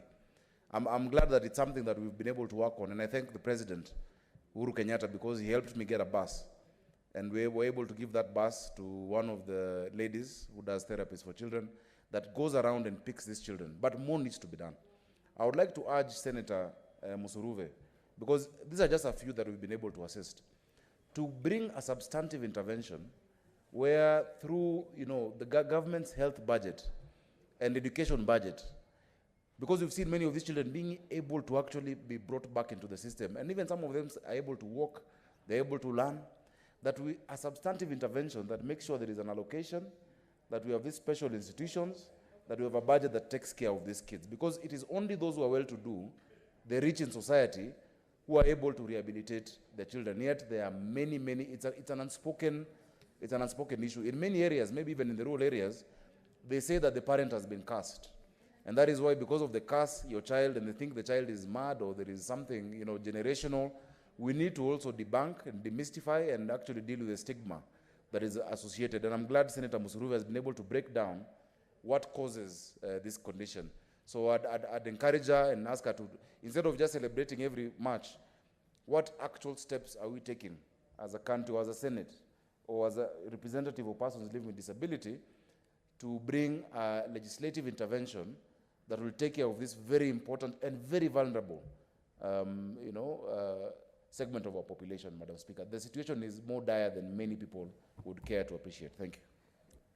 Thank you, Senator. Senator Wako Sitswila Amos. Thank you very much for giving me this opportunity. I thought I should speak on this because when I was Attorney General, a group of people came to see me to form a society, the Cerebral Palsy Society of Kenya. So I sort of got interested. I registered the association and did a fundraiser for them to take off. Now, it's really when I went to that fundraiser and I saw the children who were suffering, that I was really moved. Moved because that is a type of disability which is not really taken care of institutionally. By that I mean, for the blind, at least you have the school for the blind, school for the deaf, the school for the physically disabled. But this category of disability, as at that time, did not have anybody. These were really the pioneers in that game. And as you can imagine, when parents realize that this is a child of cerebral palsy, I'm sorry about women, a number of men normally can run away from that wife because of the way the child is. And that happened quite a bit. So I want to take this opportunity to congratulate the mothers, because I found that the mothers are very patient.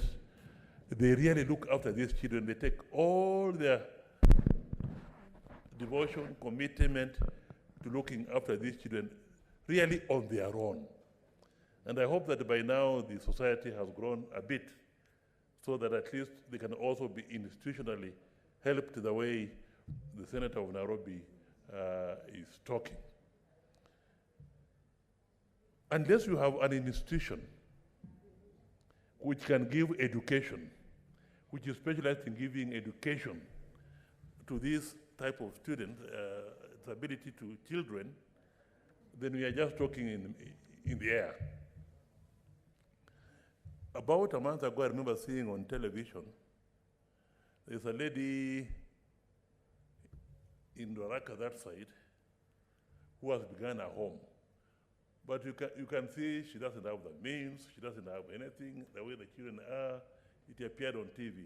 But you can see she's really committed, which leads me to think that we are not really paying as a society, let alone the individuals who are committed to this as a society. Are we supporting these individuals who are very good-hearted, who want to do something, who depend on handouts, basically, but who are just there, nothing is happening, they are not getting the proper education, and they are growing up and so on. So I would urge Senator Musuruve, my what? Actually, she's like my sister-in-law. I would urge her, really, because she has been very actively involved in these issues, if she can target that by this time next year, we shall be talking about some concrete steps that are being taken now institutionally, particularly in the provision of proper education, in the provision of proper caring of these students, of the people suffering from the cerebral palsy, properly taking care of them and so on, that some steps have actually been taken.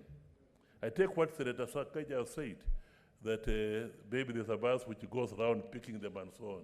But let me tell you, that's just a tip of the iceberg. There are many who are hidden. Even in Madare and so on, Madare and so on, because I've seen one or two, they are hidden kabisa, because of the shame their mothers feel or the shame their parents feel. To be encouraged now to have a proper school so that they are encouraged to take the children there and they can learn. Although it's a difficult challenge, they can learn to do something, taking into account their disability. They can learn to do something. And in other countries, they learn to do something. And they become useful members of the society, rather than just being left there and being taken as signs of some bad luck or whatever to the families where they were born. So thank you very much, Srude, for the very comprehensive statement you have given. I would like to have a copy of it, if I can, for my records and for future reference. If there's any assistance that you would want us to do not forget to get in touch with us. Thank you. Thank you, Senator. The statement is available for circulation, but I was also going to order that the full statement be put on the answer so that it's complete as it is. It was 4 pages. That's why I wanted members to, it's a celebration time for them. And with that, I want to take the discretion to allow 2 more people, Senator Lokorio Petrolina Were, and finally, Senator Mutula Kalonzo.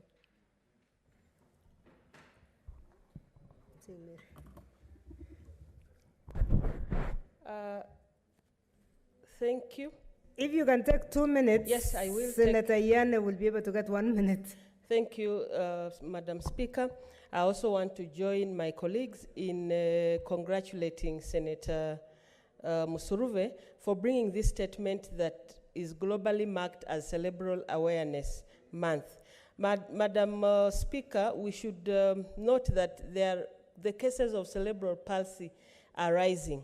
And it is surprising that they are rising when now we have free maternity care in our hospitals, which are encouraging proper antenatal care for our pregnant mothers. So it means that there is a gap somewhere in implementing this free maternal assistance to mothers, because they are not therefore encouraging proper antenatal care, because the statement Senator Musuruve gave says that most of these cases, if they are not hereditary, they are caused by brain damage that occurs more than 28 days after birth, meaning that during birth, something occurs that was not foreseen because this mother has not been attending antenatal care as is expected. It's also possible because then that pregnancy was not healthy. So mine is to urge those responsible for implementing the free maternal care that is part of the Jubilee agenda for this country, that they implement it fully, to start from antenatal to birth all the way. Madam Speaker, the Speaker earlier had promised that we can also congratulate Senator Kavindu when we rise up to speak on any issue. So I would like to congratulate Senator Agnes Kavindu for election, Kava Mama, and also congratulate the Vice President, Stephen Kalonzo Musyoka, for ensuring that she was given the party ticket.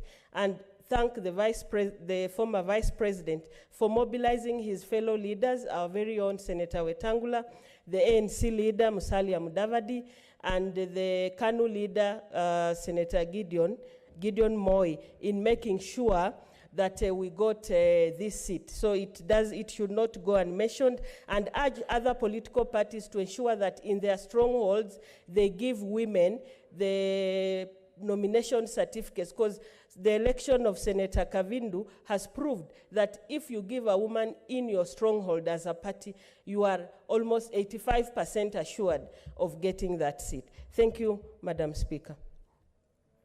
Thank you, Senator. Senator Mutula Kalonzo Jr. Thank you, Madam Speaker.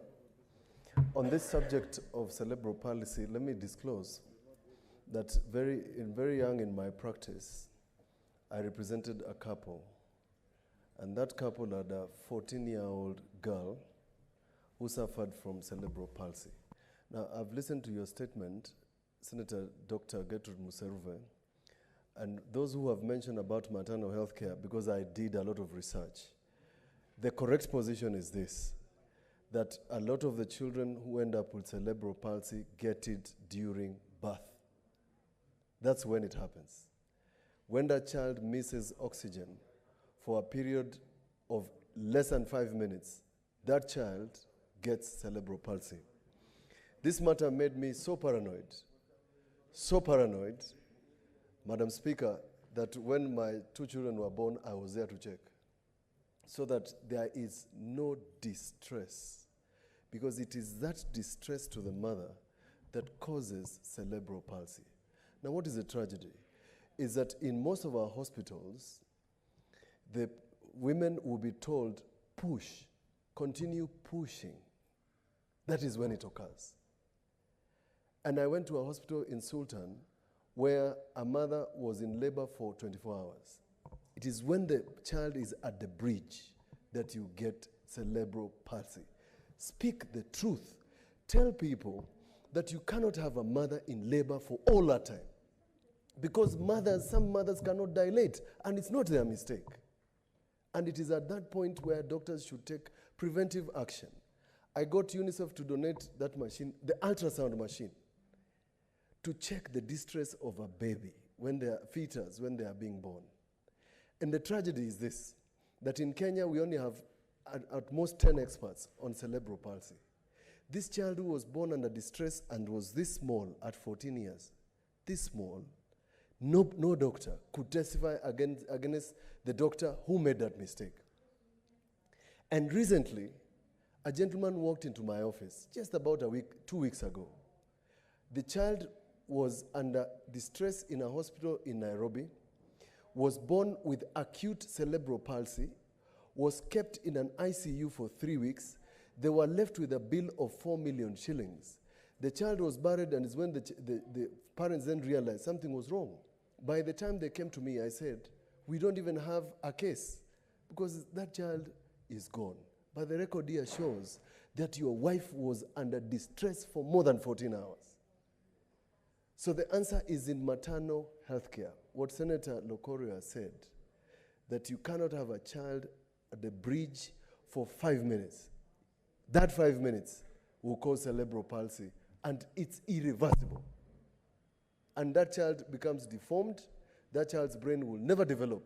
And in most cases, in fact, thank God, the one Senator Sakaja is talking about, in most cases, that child would not live for more than 8 years.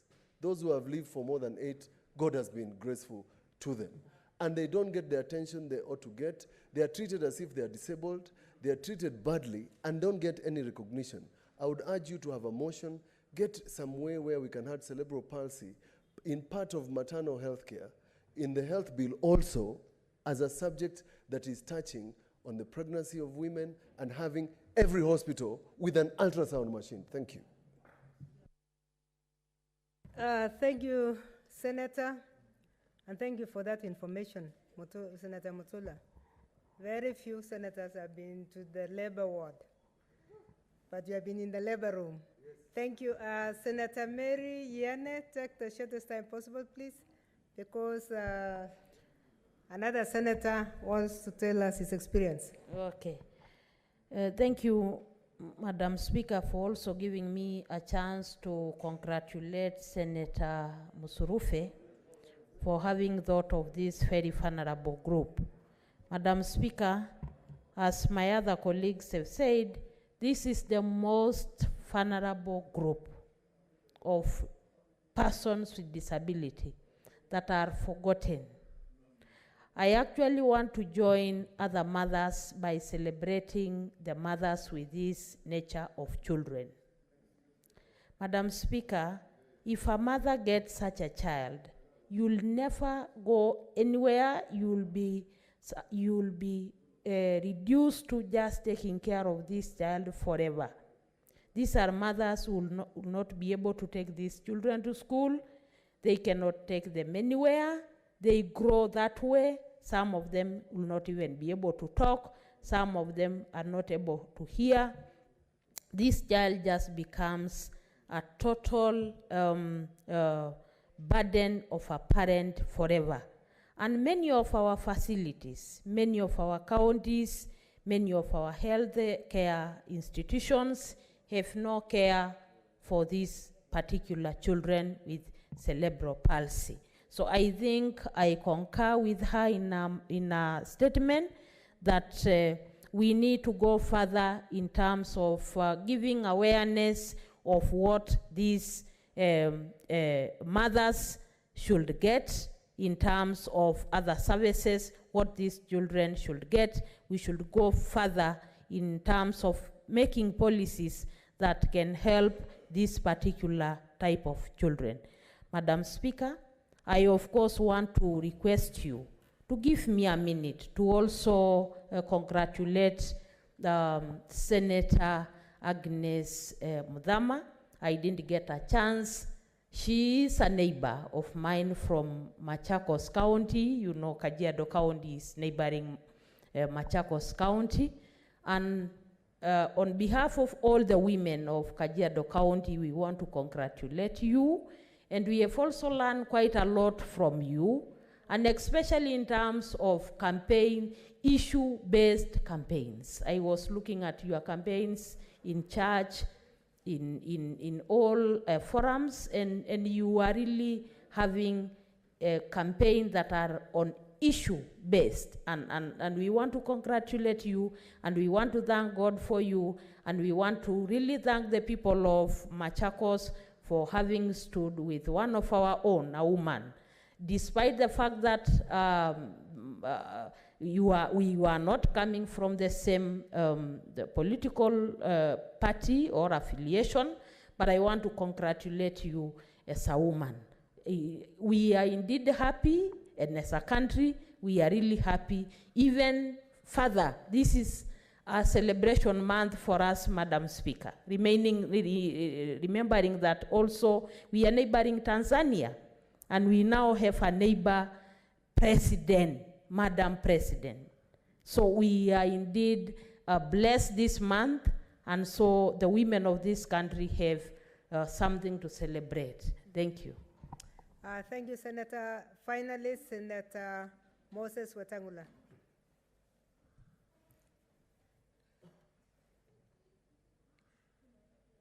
Madam Speaker, thank you. I'll be very brief. I want to thank Senator Musurube for that statement, and like those who spoke before me, encourage her to go beyond this.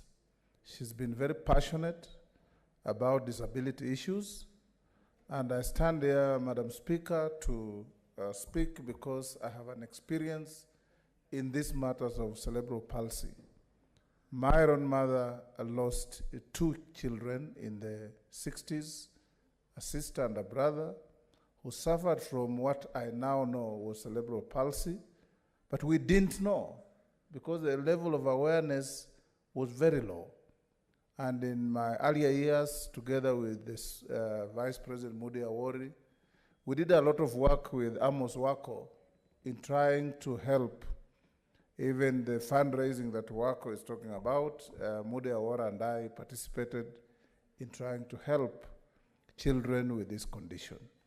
It is important, Madam Speaker, that we bring this to a national conversation where, as we deal with children with physical disabilities, with seeing disabilities, that children suffering from cerebral palsy are also attended to by the state as people who need special attention, special care, and special help. Thank you.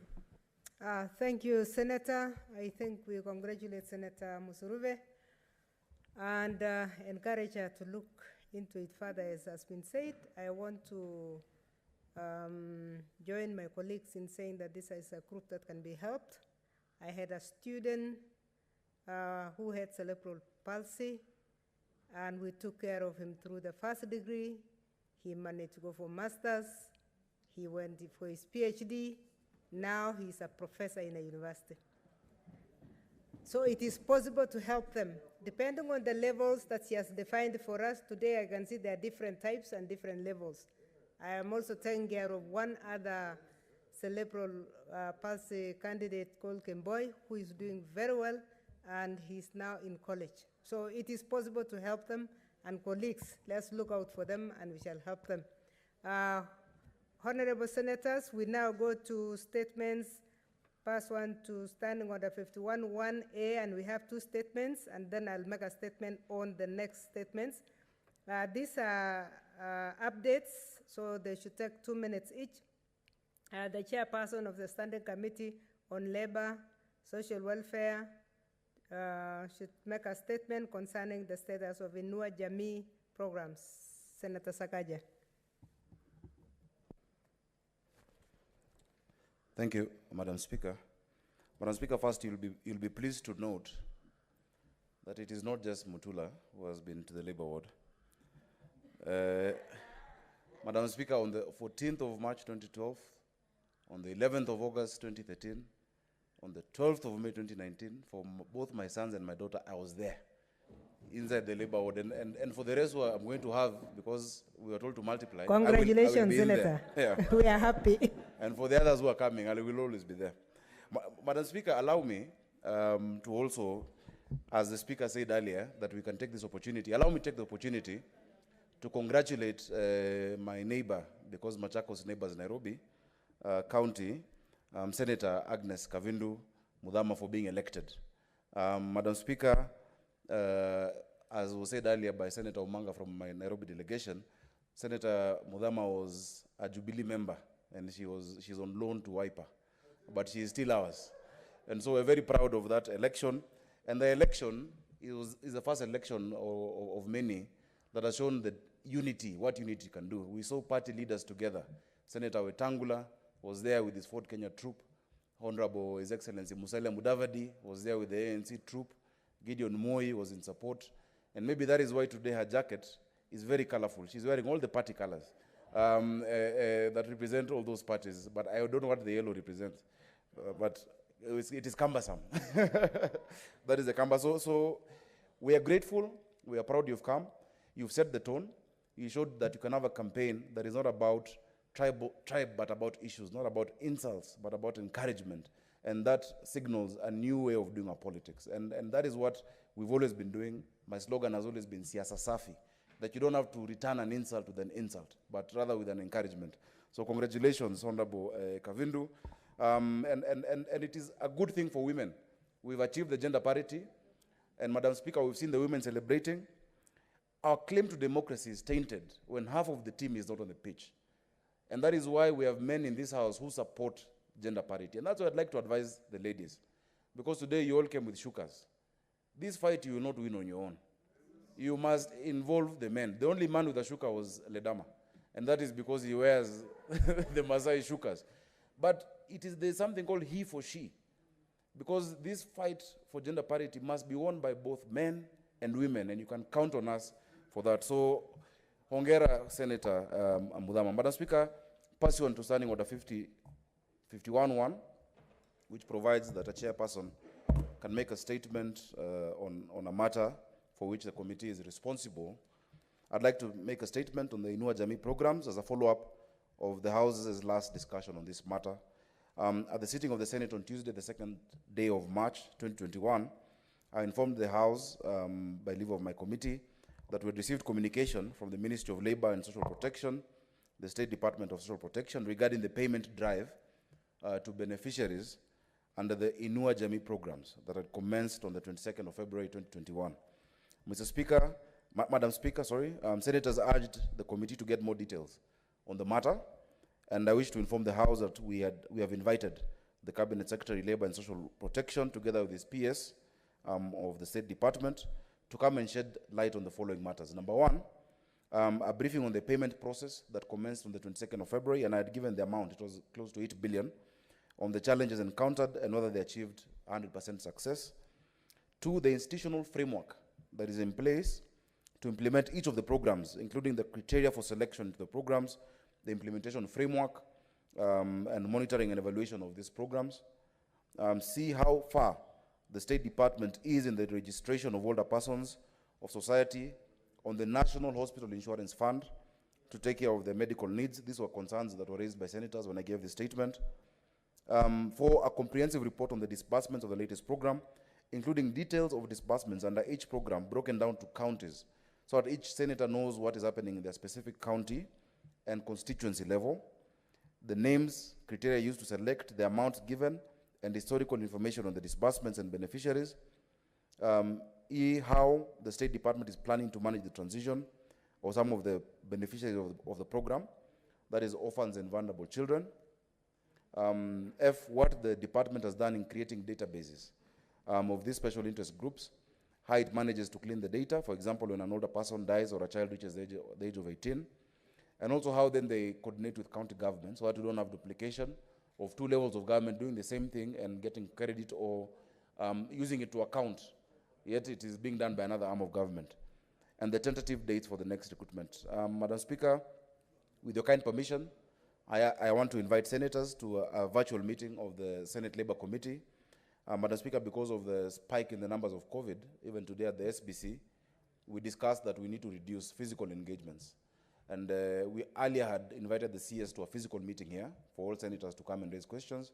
But because of the new protocol based on the spike of the third wave, I hereby invite senators to a virtual meeting of the Committee of Labour, Social Welfare, with the Ministry of Labour and Social Protection tomorrow, Wednesday, the 24th of March at 9 a.m. The login details will be shared. I'll share that on our platform, on the Senate Business platform. Madam Speaker, the credentials will be there, and members will get a chance to seek clarifications from the CS and the team. Thank you, Madam Speaker. Thank you, Senator. The next status report is from the Chair of the Committee on Justice, Legal Affairs, and Human Rights on the status of the BBI. Senator Okongo Mugeni.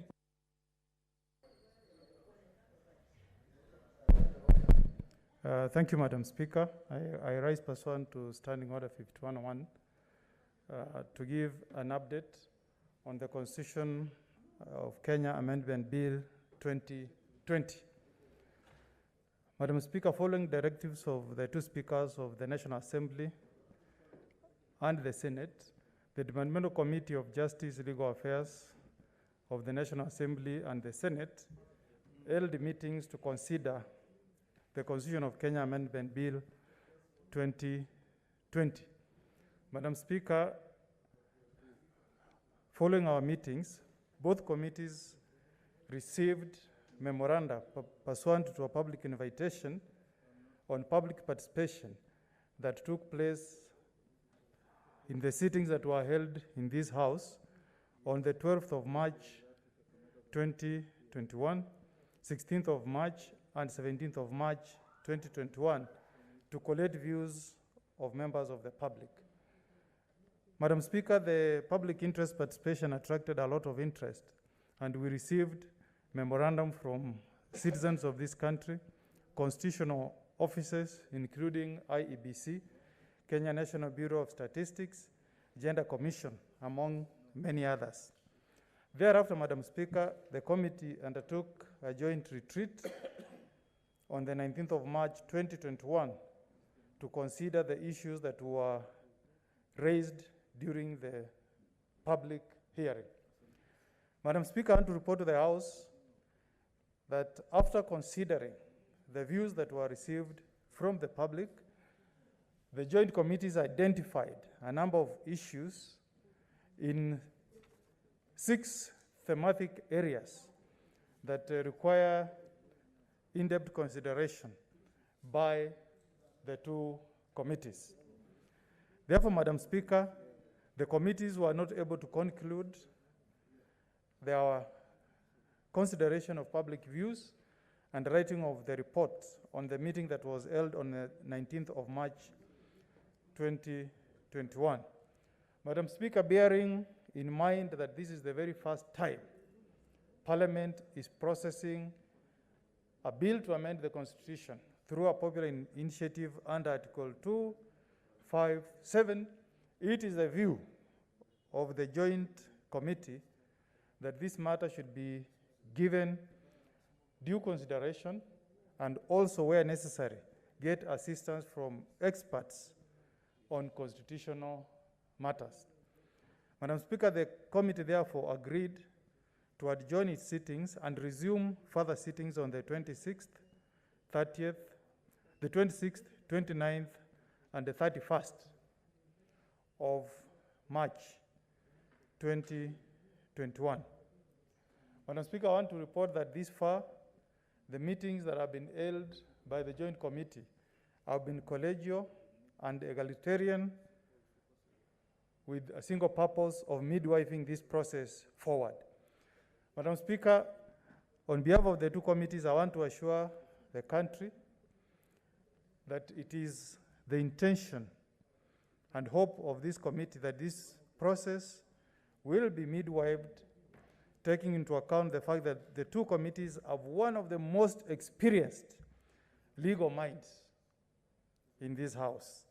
Therefore, Madam Speaker, this update is to seek an extension from the Speaker and request that the committee tables a report of the joint committees before this House on the 6th of April 2021.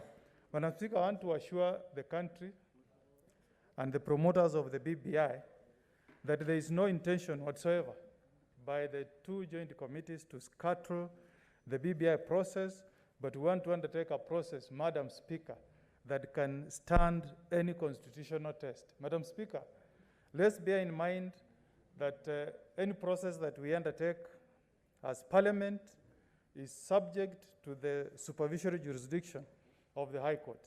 Madam Speaker, already arising from a similar process that was undertaken by the County Assembly of Tana River, the High Court has nullified the proceedings that took place before the County Assembly of Tana River. Therefore, I want to urge members to give this committee and the Parliament an opportunity to interrogate the Constitution of Kenya Amendment Bill 2020 and go through a process that can withstand any constitutional challenge. So, Madam Speaker, we beg that time for presenting the joint report of the two committees be extended to the 6th of April 2021. I thank you, Madam Speaker. Thank you. I send an intervention from Senator James Orengo.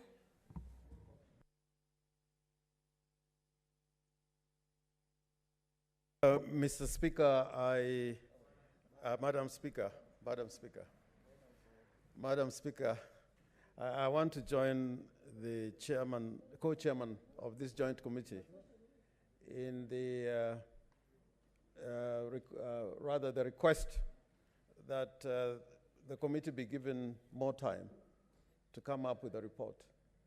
And Madam Speaker, if you may allow me to say so, nobody in this country should say that the role of Parliament is ceremonial. You cannot have a provision in the Constitution where Parliament is required to conduct business or a transaction for ceremonial purposes. The fact that Parliament is involved in this process, in fact, Parliament is one of the few institutions which is involved in the parliamentary process and in the popular initiative, and it is not for nothing. And therefore, Madam Speaker, I would want to urge those people who want to imagine that there's a crisis in the committee. There is nothing like that. if the Independent Electoral and Boundaries Commission can take a position on some matters, Parliament requires an answer to be given to that representation made by the IEBC. The Kenya National Bureau of Standards took certain positions which they made out to Parliament, and Parliament must answer those questions. Madam Speaker, I'm saying this because, you know, if you go to the record of the committee, to the report of the Committee of Experts, Madam Speaker, I want the chair to listen to me as I say this, because he's the one who brought up this issue. If you go to the Committee of Experts, the way they conducted their business, almost on every issue, on every article in the Constitution, there's literature backing the position that they took. The shame of the parliamentary process during the constitution-making process, which came to this parliament, was that in our debates, if you go to the Hansard and the records, the public would not be able to understand the position taken by Parliament in 2010. And therefore, this time around, we should not allow a position where Parliament is going to give a report to this House, which treated our role as purely ceremonial. I want to assure you, Madam Speaker, that in the deliberations of the Joint Committee, and I was there was no single issue on which members of the committee differed, not even a single issue. We agreed on what to do, but generally said there are two components of the report that we are required to bring before Parliament. One is on the process. We must answer that question. Are we on the right track? Because it's a question that has arisen out there in the public, in the courts, and Parliament must speak to it. Secondly, is the issue of content. And even on that issue of content, Parliament must give an answer. And Madam Speaker, I always regret the fact that when we were turning this great nation to one-party system, you know, nobody was heard. Nobody was heard. In fact, if the matter had gone to the public and was informed by the public, the result would have been different. Now, members of the public have spoken, county assemblies have spoken, government institutions have spoken. Why do they expect Parliament just to become a voting machine? And we are an important arm of government.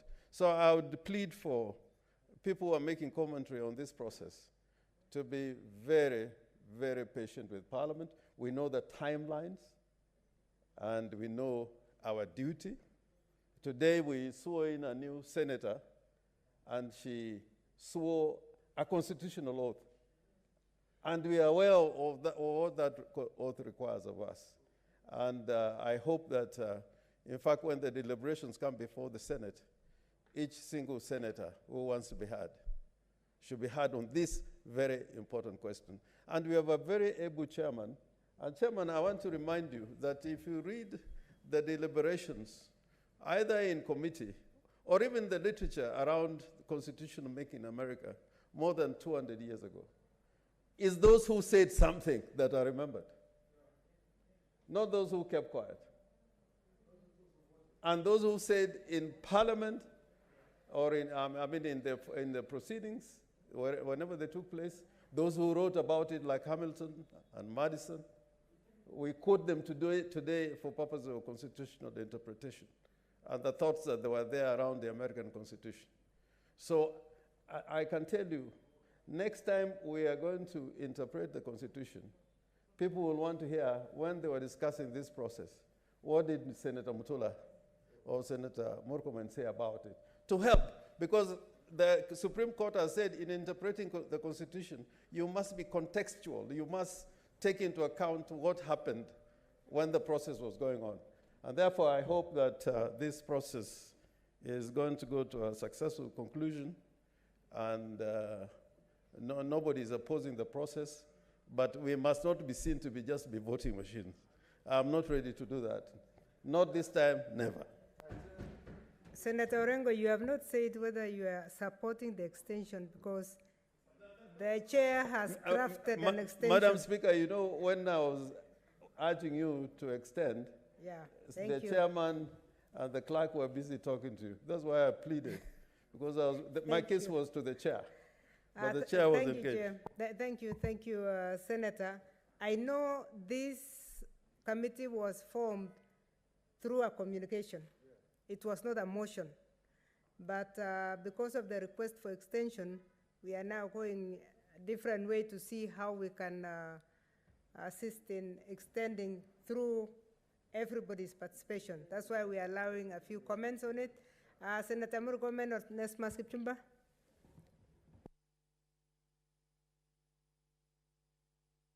Madam Speaker, I rise to support the request by the chair for extension of time for the committee to deliberate on this very important matter.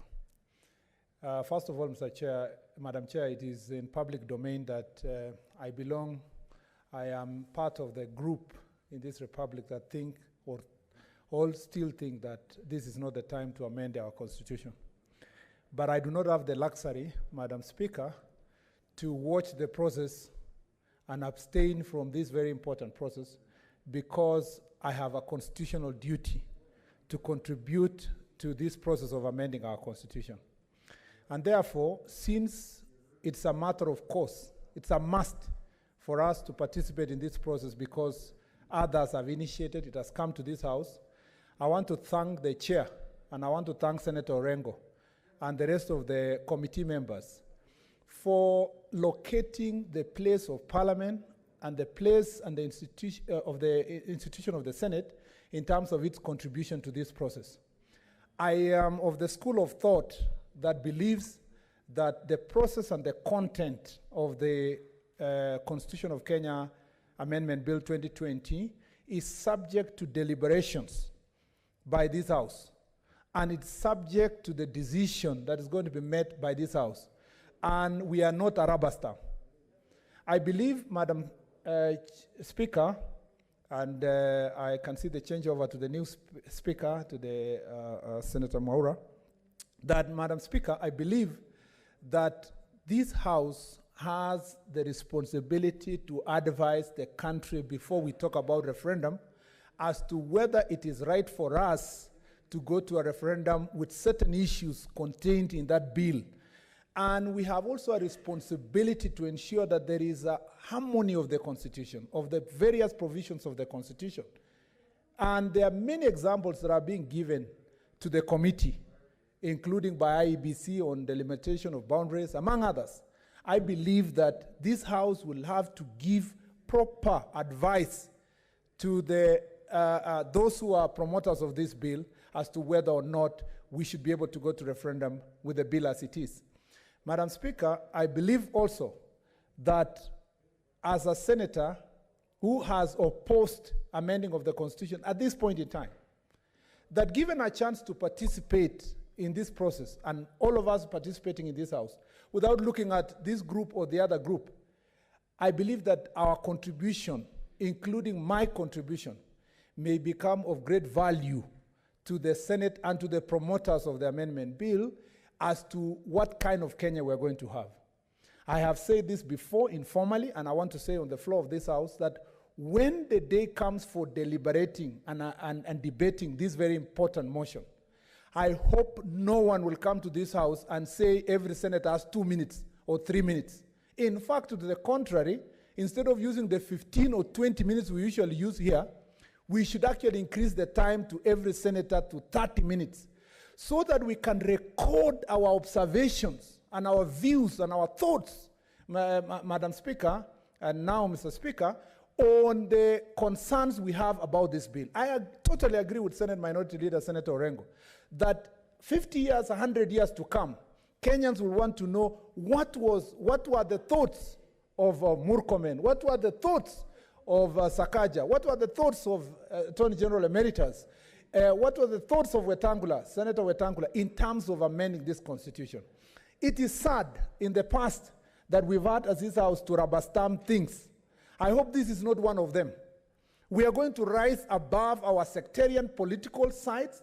We are, as a group of Hustler Nation, as always said, Mr. Speaker, that we are ready for a conversation for consultation, for a win-win approach to this process of amending our constitution.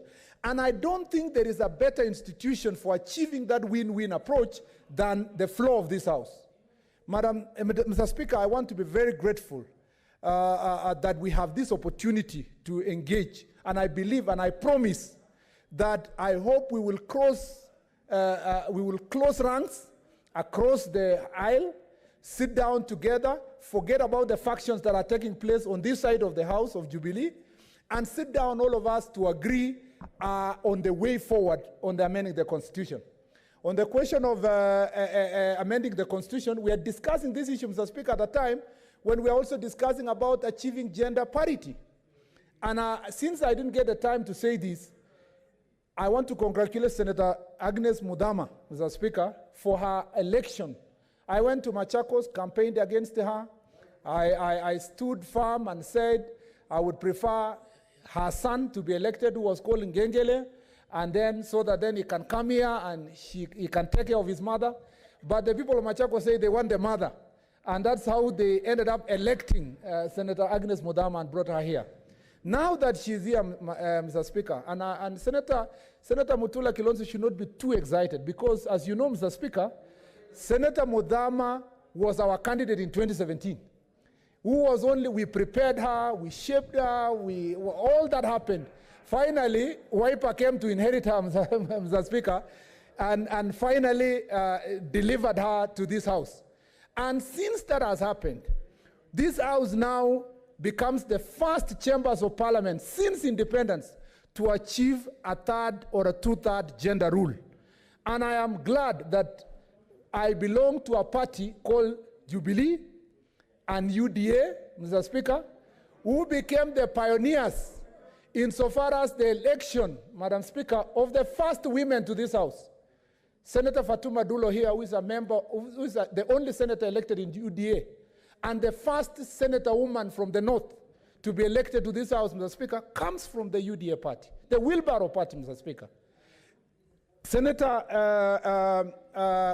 Margaret Kamar, my neighbor, and Mr. Speaker, whom I am the senator of our mother, Mr. Speaker, comes from Jubilee and my neighbor. Senator Kihika comes from Jubilee, our friend, and Mr. Speaker, believes in the ideals of the Hustler Nation. They are all elected from this side. So it means if we can have more time to look at this constitutional amendment process, we can achieve a conversation that will ensure that this House achieves a third gender rule, but allows also the National Assembly to have an opportunity to elect women to that chamber that are also going to contribute to a third gender rule without really having over 100 people being nominated to Parliament. That is the kind of conversation I look forward that we are going to have that conversation. And I want to ask Senator Agnes Mudama to work so hard in this remaining 1 year so that a woman, either herself or another woman, is elected from Machakos again to come here, so that we move forward. We don't move backwards in terms of election of women to Parliament. And it is possible, it is achievable. And I want to ask those who are in the committee to be willing to listen to us, to have this conversation on how we can make this House gender compliant, but assist also National Assembly with the participation of Kenyans, not nomination of party leaders, to elect people to National Assembly that can achieve a third gender rule. I want to assure you, Senate Minority Leader, Senator Orengo, I know we disagree politically. You are on the other side of political aisle, but I want to assure you that should the opportunity come for us to have a conversation on this bill, I am willing to sit with you on the same round table to hammer a consensus, which is... Senator Wango, tafadhali.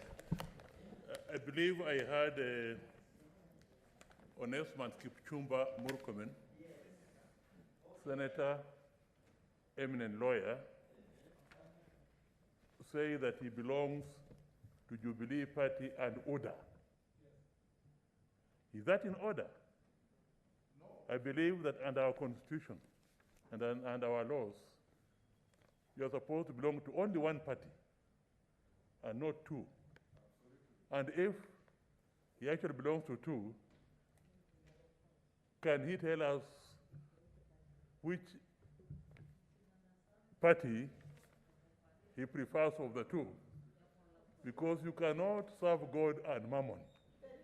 You will either love one and hate the other. Asante sana Senator Wetangula.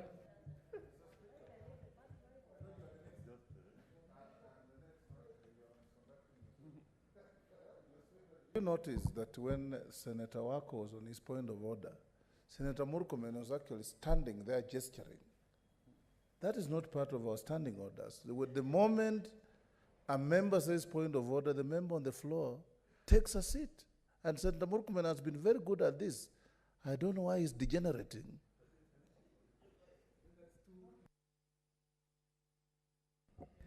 Mr. Speaker, Senator Wetangula used to raise very serious point of orders.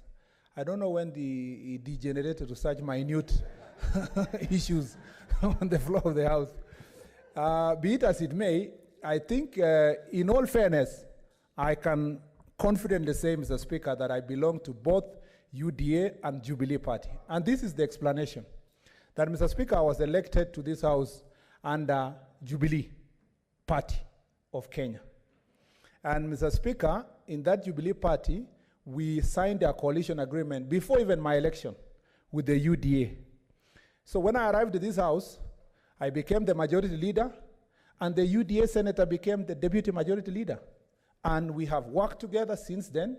So I am in support of both parties. And there is no contradiction at all insofar as the same issue. In fact, if Senator Wako, I'm surprised the senior counsel has not read the relevant provisions of the Constitution that talks about you either belong to a party or a coalition of parties.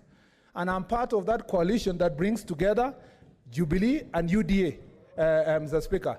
And I don't know why Senator Mutula is shaking his head, because, Mr. Speaker, he has been knocking the door. He signed a cooperation agreement with Jubilee. He wants also to join UDA and Jubilee, Mr. Speaker. So he should understand and appreciate that coalition. When I talk about I belong to the Jubilee coalition includes the United Democratic Alliance, which is the Wheelbarrow Party, which is the ASLA movement, Mr. Speaker, which I'm very proud to be part and parcel of that movement. I was concluding by saying, Mr. Speaker, and which, by the way, Senator Orengo.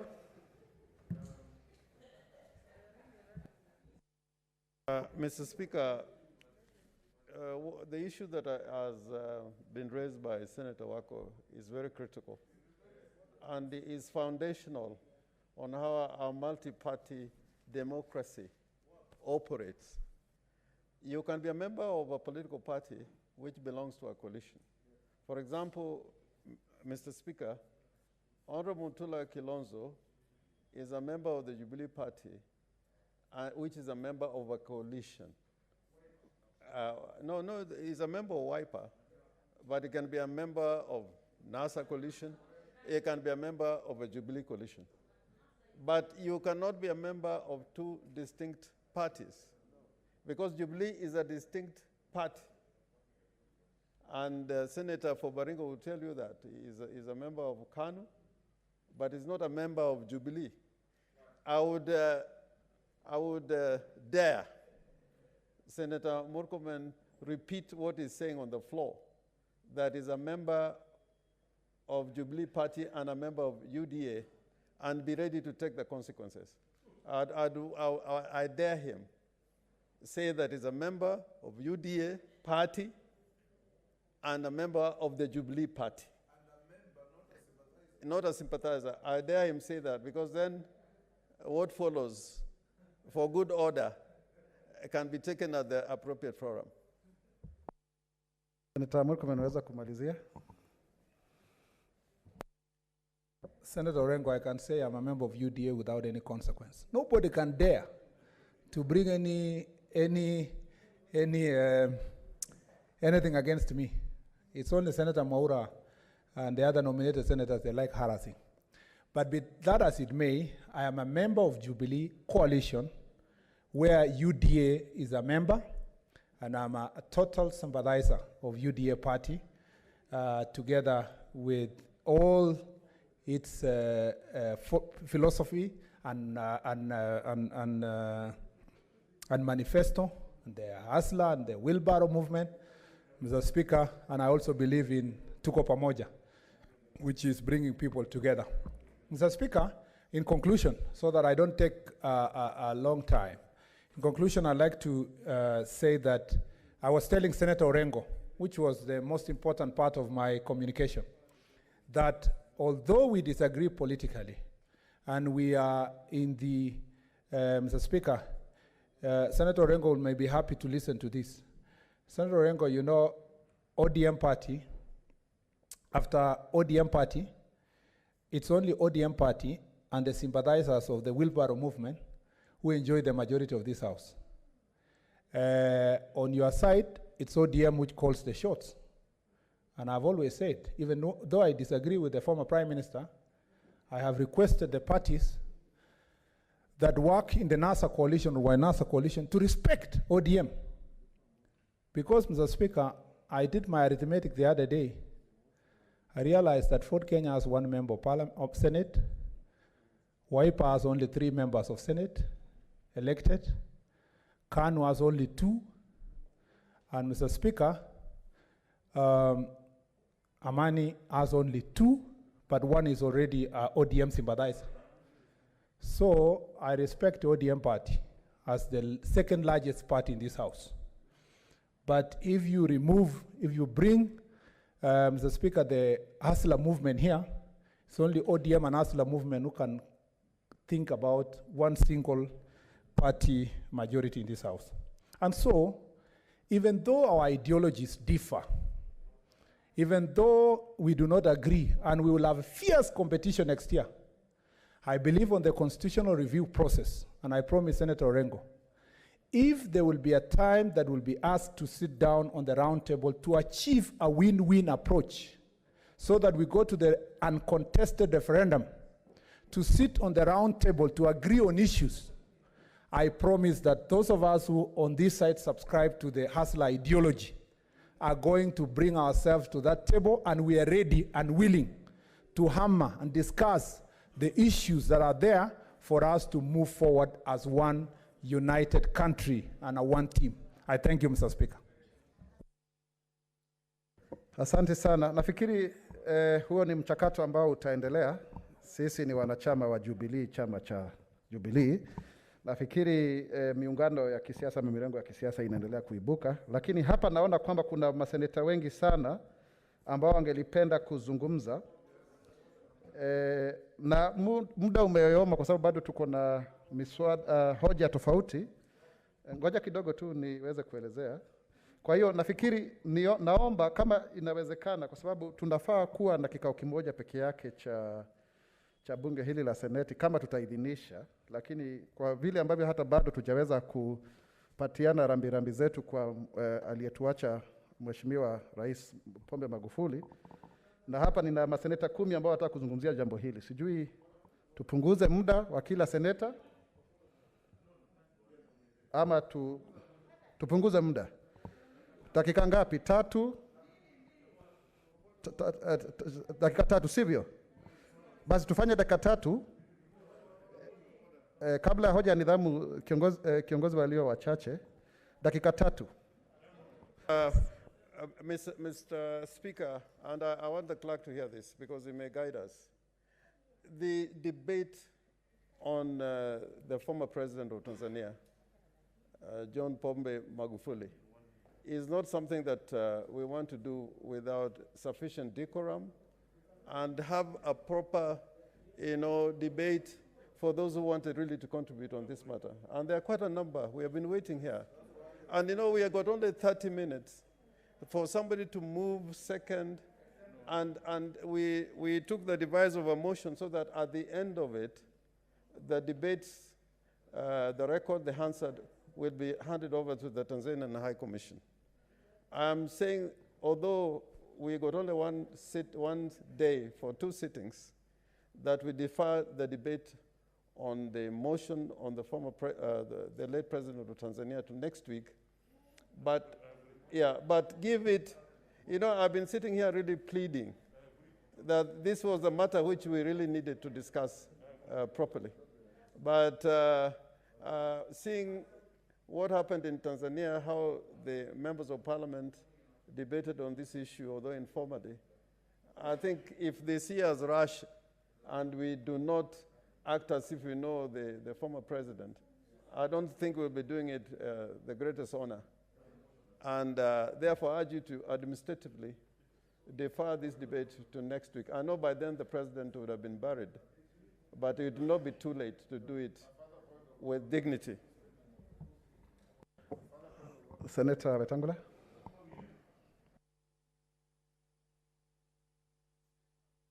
I want to urge the leadership, Senator Orengo included, that since the motion for change of calendar has not been moved, you don't move it today, you move it tomorrow, and we dedicate tomorrow to our eulogizing President Magufuli as the only agenda of the day. When we finish, then we move the motion on the change of calendar and adjourn to next week.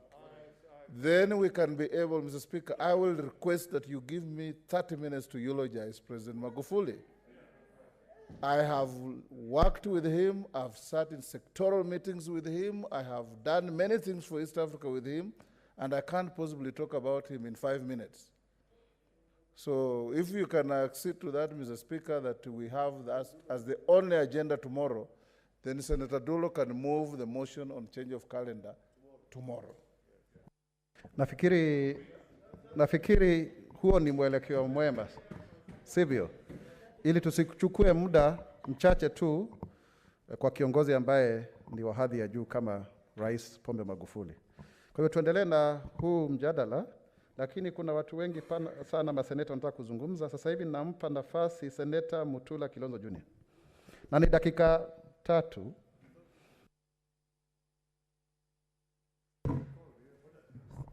Thank you, Speaker. On the motion of extension, Mr. Speaker, I also sit as a member of the committee, and it surprises me a little when I read some comments elsewhere, which I will not quote, that there are people who think that our role as Senate is perfunctory, which I think is belittling this House. County assemblies had been given 90 days. In fact, in the program of the Constitutional Amendment Bill, we had slotted 45 days for Parliament. We have barely even taken a week. There are members of this Senate who thought there was no reason to do public participation. The members of the committee that sat here were bombarded with legal issues on everything, every little thing, including statistics that Senator Sakaja insisted on population per constituency. Details that have been collected by Kenya National Bureau of Statistics so that we can determine the question of the schedule produced by the steering committee, where happily 2 people, 2 members, Senator Agnes Kavindu Mudama, Kavamama, and Senator Wakosat. So in interrogating those issues, we actually discovered many more things. And speaking to IBC, it appears to us that we must, as responsible, not only responsible senators, but good lawyers, that we must inform this House on the process. It occurs to us also that committee of experts, and we are lucky as a committee that 1 member of the joint committee was a member of COE. We didn't know that there is actually a record of every article in the Constitution, a debate on every article. So in interpreting that statute, so that we can inform the House as to what role the Parliament plays in Article 257 vis-a-vis 256, we have asked for that Hansard. That Hansard is volumes and volumes, and it has been provided. We are going through it, so that when we come and present our report, we will tell you what the intention was in drafting Article 257 in the way it is drafted currently, and many, many other issues. And therefore, and all of us agreed. I'm told that members of the other House, some of them have disagreed with something we all agreed upon. And we did this in the Election Laws Amendment Bill. We have agreed that we do not have monopoly of information and monopoly of knowledge. So the committee has also engaged experts, who experts will come and interrogate some of the things that we are doing, so that we can have a good report. We had the benefit of those experts in the Election Amendment Laws bill that came into this House, and therefore the wisdom of having those experts will inform the detailed report on what we intend to do. The BBI Steering Committee had a schedule of things to do, laws to pass. We are going to go into very greater detail, and a week is not even enough. But we have agreed to take a week, and it's not too much to ask. Thank you, Mr. Speaker. And that reason, I think, is good enough for the good lawyers and the senior counsel sitting in that committee to produce a very comprehensive report, not only for the naysayers, even the people who are part of the crusade. Even the people who are in the crusade need more conversion. Thank you. Asante sana Senator Mutula. Na wale ambao wanachangia, tafadhali ni vizuri mtueleze kama inawezekana kubadilisha rasimu hii ambayo imependekezwa. Kwa hiyo Senator Sakaja.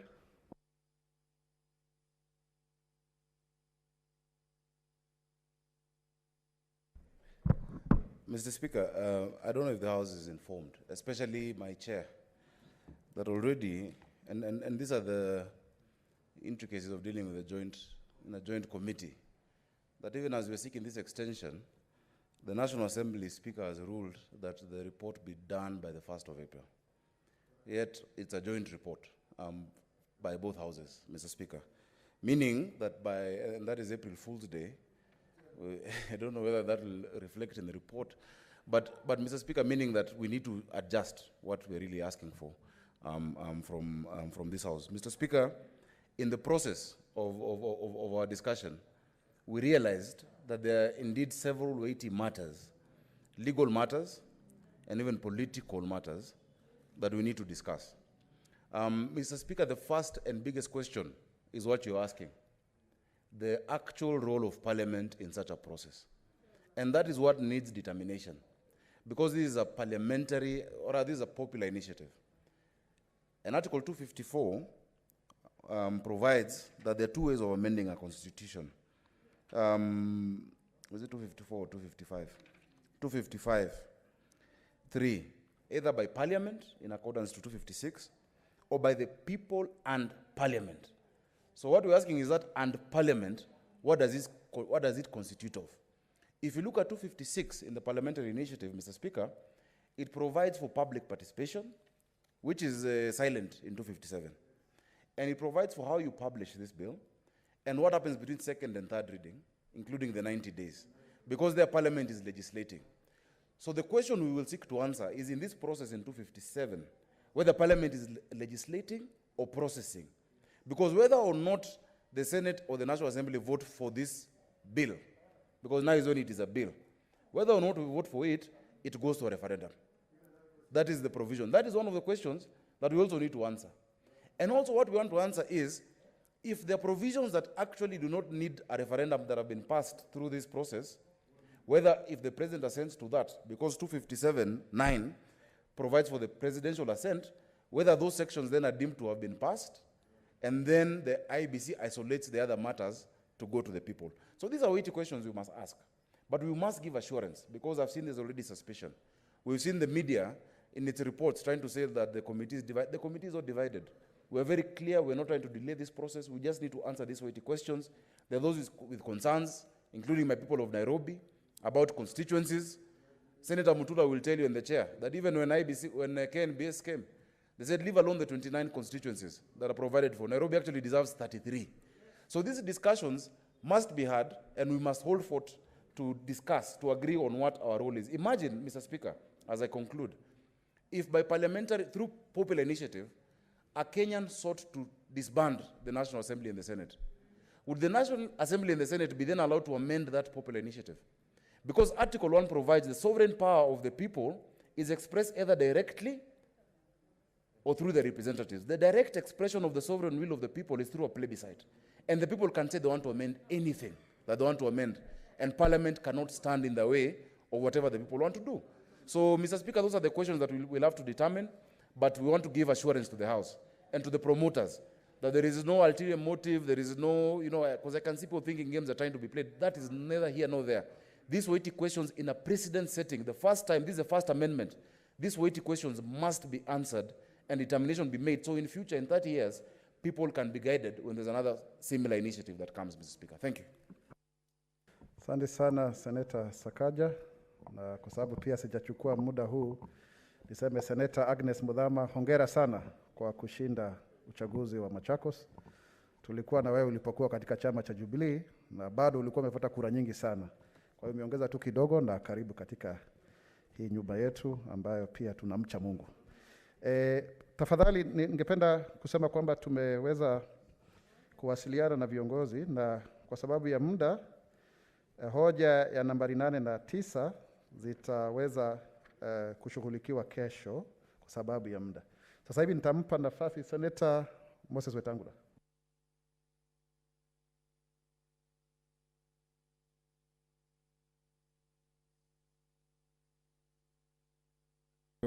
Mr. Speaker, I want to support the chairman of the legal committee and his team in requesting for more time. Because, Mr. Speaker, the process of changing constitution, and this being our first amendment, should be done very carefully, so that whatever we come out with is carrying the aspirations of Kenyans, enjoys the support of Kenyans, and we don't go to a referendum that creates more divisions in the country.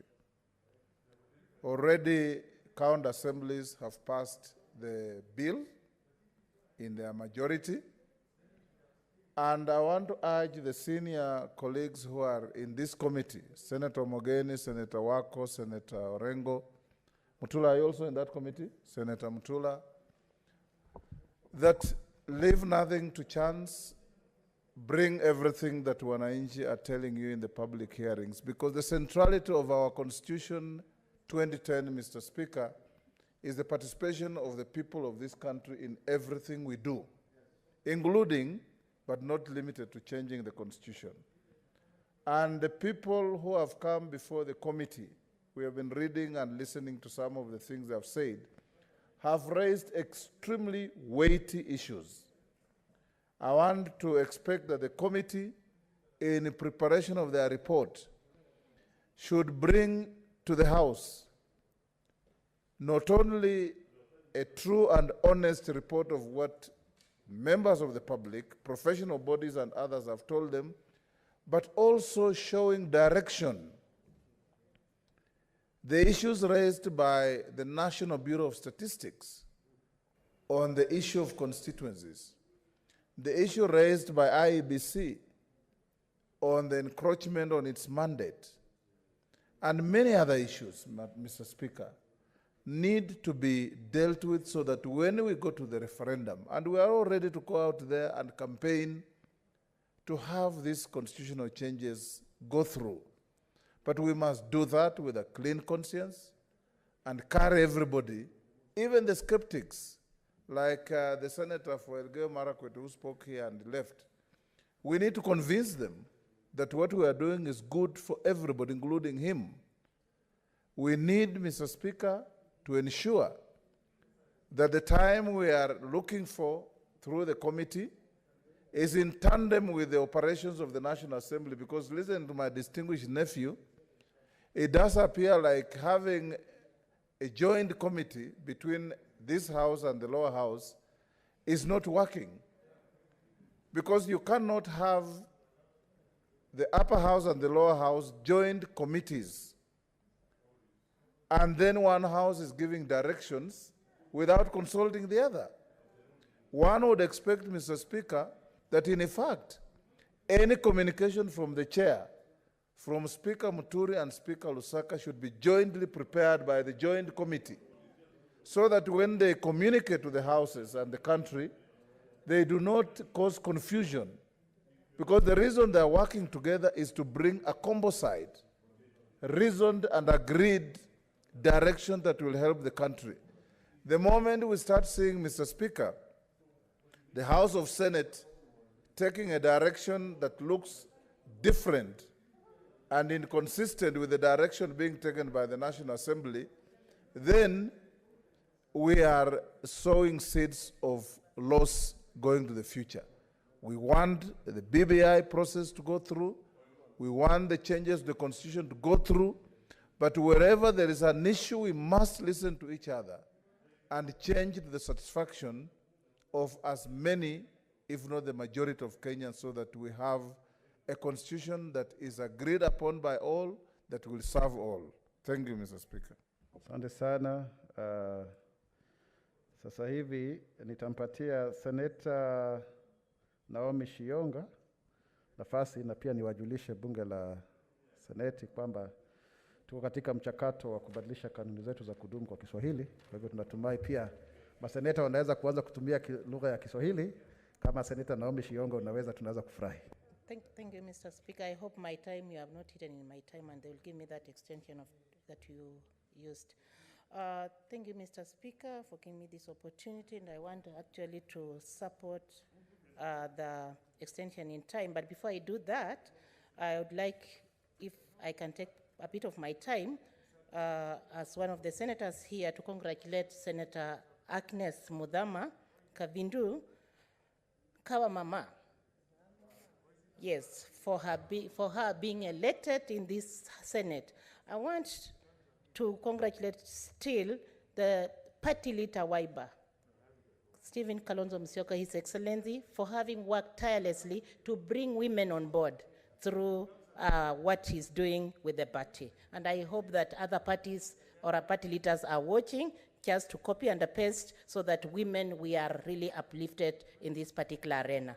I want also to thank the people of Machakos for having tirelessly worked around and demonstrating that a woman matters in the not only in the community but in a country and in leadership position. Thank you, Kamama. Thank you and welcome. I am your chair, Keosa, Kenya Women Senators Association, chair lady or chairperson, and I welcome you even in that Keosa so that you feel like you are part of us. We are sound, clever, clean, and sharp ladies in the Senate here, and that is why you are seeing us even extending time to sit in this house and discuss issues of this country, and we are saying that Aluda continue, and you will be blessed. You are a blessed woman, and Kenyan women are blessed. To contribute on what the chair of the Standing Committee, Justice and Legal Affairs and Human Rights on the extension of time, Mr. Speaker, I would like to say that the matter before us is very important. The matter of referendum, the matter of PBI, including the thematic areas or the issues that have been raised in this particular bill or what we are discussing is very important. And we should not just take it for granted as Kenyans. Kenyans are watching for us to deliver. Through PBI, they are watching for us to make sure that Kenyans get a certified document, an improved document that is supposed to deliver what Kenyans have researched for and what Kenyans are looking forward to be. PBI being one of the documents that we are looking for, I would like to support the extension of time so that this particular committee, let one house not be a superior to this house or to the other house. Senate is a house just like any other house, and we are not going to leave one house to overrule issues that we are seeing that are important to Kenyans. We are a Senate of Kenya, an upper house, and I always say, we are here to deliberate what is important to Kenyans, and let not one speaker take over and assume for all Kenyans. We are here to stand and support all the thematic areas, all the issues, and all the concerns that are raised. This is an issue not of a personal intention, but an issue that Kenyans are looking for senators to discuss, deliberate challenges that are facing Kenyans, and we should not leave this one for National Assembly. We should not also leave it for Senate, but a joint committee. One should not look to another as if Kenyans elected weak. No. Tafadhali kwa sababu ya muda na kuna bado maseneta. No, kuna maseneta ambao muda umeendelea sana. Aya basi dakika moja peke yake.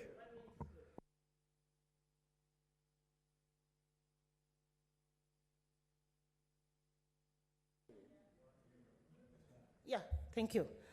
Mr. Speaker, I was just saying that the opportunity that was taken by CHELAC or has been given by the two committees, it is an opportunity that members need when they bring here feedback. Weighty issues that they are discussing right now, what they have collected from the public, needs to be interrogated, need to be digested, and need to be processed. What are we doing if we give the committee a mandate to deliver to Kenyans? They bring us here matters, and then we rubbish it. We give ourselves 1 minute to discuss issues that are going to concern our generations. With this 1 minute, I want to conclude by saying that it is very important for the extension to be given to the joint committee. What they come up with, let us bring it here, discuss, and give genuine product to Kenyans that we are people, we were chosen, and we have a responsibility. Thank you, Mr. Speaker. Asante sana Seneta Shionga, lakini ni kukosoa kidogo, wakati Speaker anazungumza hachukui muda wa seneta yote. Sasa hivi nitampatia Seneta Cherargei Simon Kiprotich.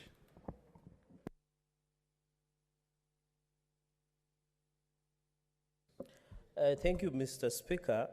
From the onset, I want to say I am proud of my successor, Senior Counsel, Senator Okongo Mugeni, the Senator of the great people of Nyamira County. I'm very proud as my successor is doing extremely very well. And the conversation and the public participation we have been following keenly, he has done very well, and we are proud of that. Two things, Mr. Speaker, that I want to mention is that the extension of time is timely.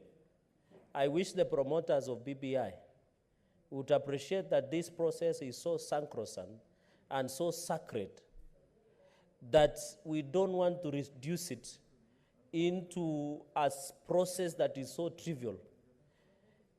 Colleagues, the process we are discussing about is the future of this country. It is about the posterity of this country. Many years, Mr. Speaker, after this process is concluded, someone will want to check the answer of the Senate and look at what Senate said about this first amendment to the Constitution of Kenya. Mr. Speaker, I agree with the Committee of JLAC that this process should be given enough and sufficient time so that it can allow all of us to converse in this serious moment. I know the promoters of BBI are over ahead of themselves because they have won this process. They don't want any divergent views. They don't want any criticism. They don't want any input because their mind is so set that they believe if they rush this process, Kenyans will not have an opportunity through their representative in this House. Mr. Speaker, the final thing, when you look under Article 258, it says that this bill, after being passed by the county assemblies, it will be introduced in the Parliament. So the question is, when it says it is introduced in the Parliament, what is the implication? Does it mean we just sit and allow to pass it? Does it mean we must have an input? And I think that is very important. So I agree with the chair of JLAC that let us allow this process to be part of all of us. The promoters of BBI, please, kujeni mdogo mdogo.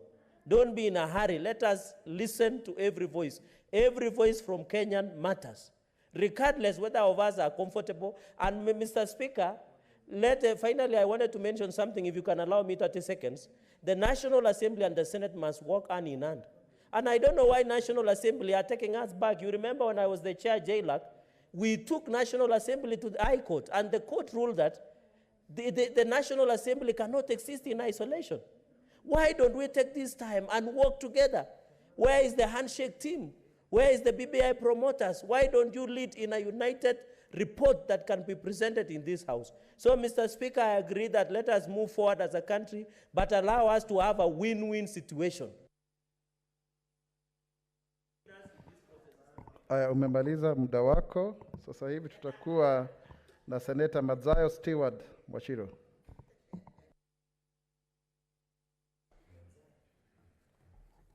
Asante Bwana Spika. Bwana Spika, kwanza nataka kushukuru sana kwa kutupa fursa hii. Bwana Spika, mambo ambayo ni ya kisheria ni lazima yachukue mkondo wake. Na kama mambo yakiwa ni ya kisheria, lazima taratibu za kisheria zifuatwe. Katika mchakato huu ni kwamba jambo kubwa sana linaloongeleshwa hapa ni jambo ambalo litakuwa sheria zitakazotumika katika siku za usoni ama siku za mbele ama maisha ya mbele kusaidia Wakenya. Mimi kwanza ningependa kumpatia kongole dada yetu ambaye amekuja hivi sasa, Senator Agnes Kavindu Mudhama. Ni mama mkakamavu sana. Alidhihirisha wazi ya kwamba yeye anaweza kuingia katika ulingo wa siasa, akamenyana na wanaume na hatimaye akawabwaga. Kwa hiyo nataka kupatia kongole sana dadangu kwa kuja hapa bunge la Senate. Ni bunge lenye uzoefu mkubwa sana katika taratibu zake za bunge. Na mijadiliano hapa huwa ni majadiliano mikali, tunakosana, lakini mwisho tunaweka akili pamoja na tunaendelea mbele kisawasawa. Karibu sana dadangu. Bwana Speaker, tunaweza kujua ya kwamba vile kama sheria zinavyotakana kutekelezwa, kuna watu ambao hawakuhusishwa ama Wakenya wote wamehusishwa, na hivi sasa jambo hili liko katika bunge. Bunge ndio kielelezo kikubwa. Tunajua kuna ile wanaita kujumuisha watu wote na kuweza kuongea juu ya mjadala kama huu. Lakini sasa imefika wakati wa kuandika ile ripoti, na ripoti imeandikwa. Hili bunge liko na haki kabisa kuweza kuweka mchango wake hapo ndani. Na muda huo ambao umeombwa na mwenyekiti wa kisheria ni lazima ipewe kipaumbele. Ni muhimu ya kwamba katika hii kamati JLAC ni lazima wapewe muda ili waweze kuchambua na walete ripoti ambayo tutajua iko kisheria, iko sawa na itakubalika, na kwamba mambo yote yatakayopelekwa mbele wakati wa referendum katika hii ripoti ya BBI yatakuwa ni ya kukubalika na Wakenya wote. Kwa hiyo nafikiria ni jambo zuri ya kwamba muda huu uweze kupatikana. Shukrani sana Bwana Speaker. Asante sana. Senator Milgo Alice Chepkorir. Nitakupatia dakika 4 tafadhali. Okay, thank you, Mr. Speaker, sir. Let me also take this opportunity to support this motion of extension to the Chela Committee that is requested because of the fact that what we are speaking to right now is a very contentious issue or a very weighty matter in terms of the fact that the very reason why we have the Amendment Bill 2020 is because of the fact that this country has had a lot of challenges. First, when it comes to elections, and even in terms of revenue sharing. I think when we are talking about constituencies, we are talking about revenue sharing, and that is how in this case, we are having the 70 constituencies. In addition to that one, as in terms of gender parity, we've been having a great challenge. And I think we need to speak to the many issues that are contentious in this. Maybe the reason why we have been having a number of challenges, Mr. Speaker, is because during the 2010 Constitution, because we were watching, we did realize that there were many people who still wanted to speak to that, but then nobody was listening. But then right now, this one has been said to come and to build bridges, and at the same time, to ensure that Parliament will not be disbanded again. I think we have just been able to survive by a whisker because this Parliament was going to be disbanded, and in this case, we have got to speak to these matters very critically so that come the future, Parliament cannot be left out. Mr. Speaker, sir, I do not understand the reason why we are having two committees speaking to this, and yet one house is already actually agreeing to fast, but I would have imagined that there should have been some citation so that we agreed to it. I'm sure the 6th April is not far, because I was following the proceedings, and I did realize that even IPC itself had some very serious issues that are presented, and I think that should be listened to. And lastly, Mr. Speaker, before I finish my speech, I want to really congratulate Madam Agnes Kavindu for really making it to the Senate. I saw your campaigns that were very mature. Actually, as women, we pass through a lot of challenges. And in most cases, one must, in this case, bring about the issue of a family, because they know that that one will go down to bring a woman down. But then you displayed maturity. There is one thing that you mentioned about family that actually touched the hearts of people. And I want to say, you showed and displayed to the world that whether women will have been pushed up to the wall, what happened is that they'll still be very patient and they'll still be respectful. And we want to say that thank you so much, Madam Senator Kavindu. You're most welcome. You're making our house warmer again, being the fourth woman senator to be elected. You have already shown us the way, and we are going to work hard. We saw your mature politics, and we are going to follow in that. Otherwise, Mr. Speaker, I want to say once again, I think JLAC should be given sufficient time to look at the contentious issues and in this case manage to bring to this House what is acceptable to all. Thank you. Senator Musuruve. Thank you, Honorable Speaker, for giving me this opportunity to actually comment on this issue. I would like to commend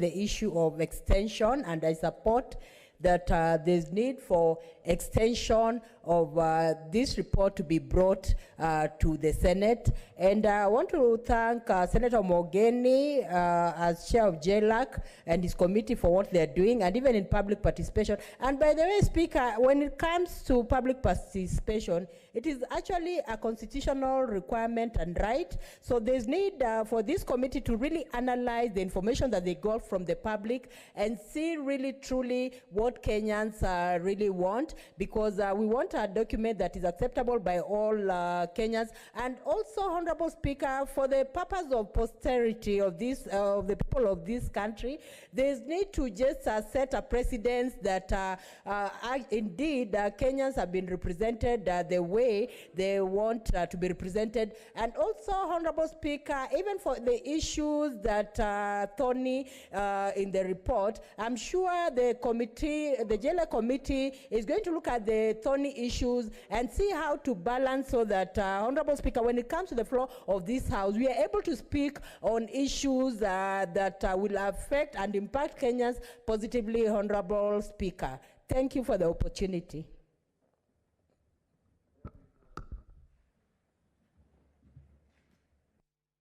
Senator, sidhani kuna hoja nyingine yoyote.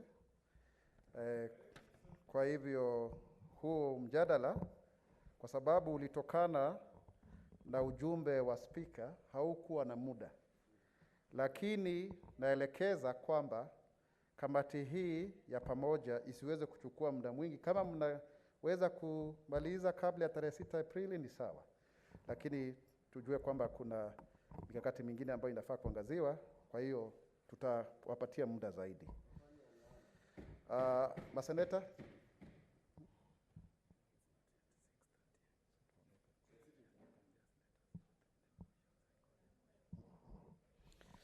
Maseneta, kwa sababu tayari tumeshaahirisha mijadala ile nyingine, tunaweza kusimama sasa hivi.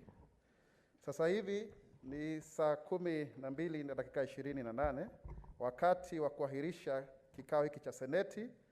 Kikao hiki cha Seneti sasa kimeahirishwa mpaka kesho Jumatano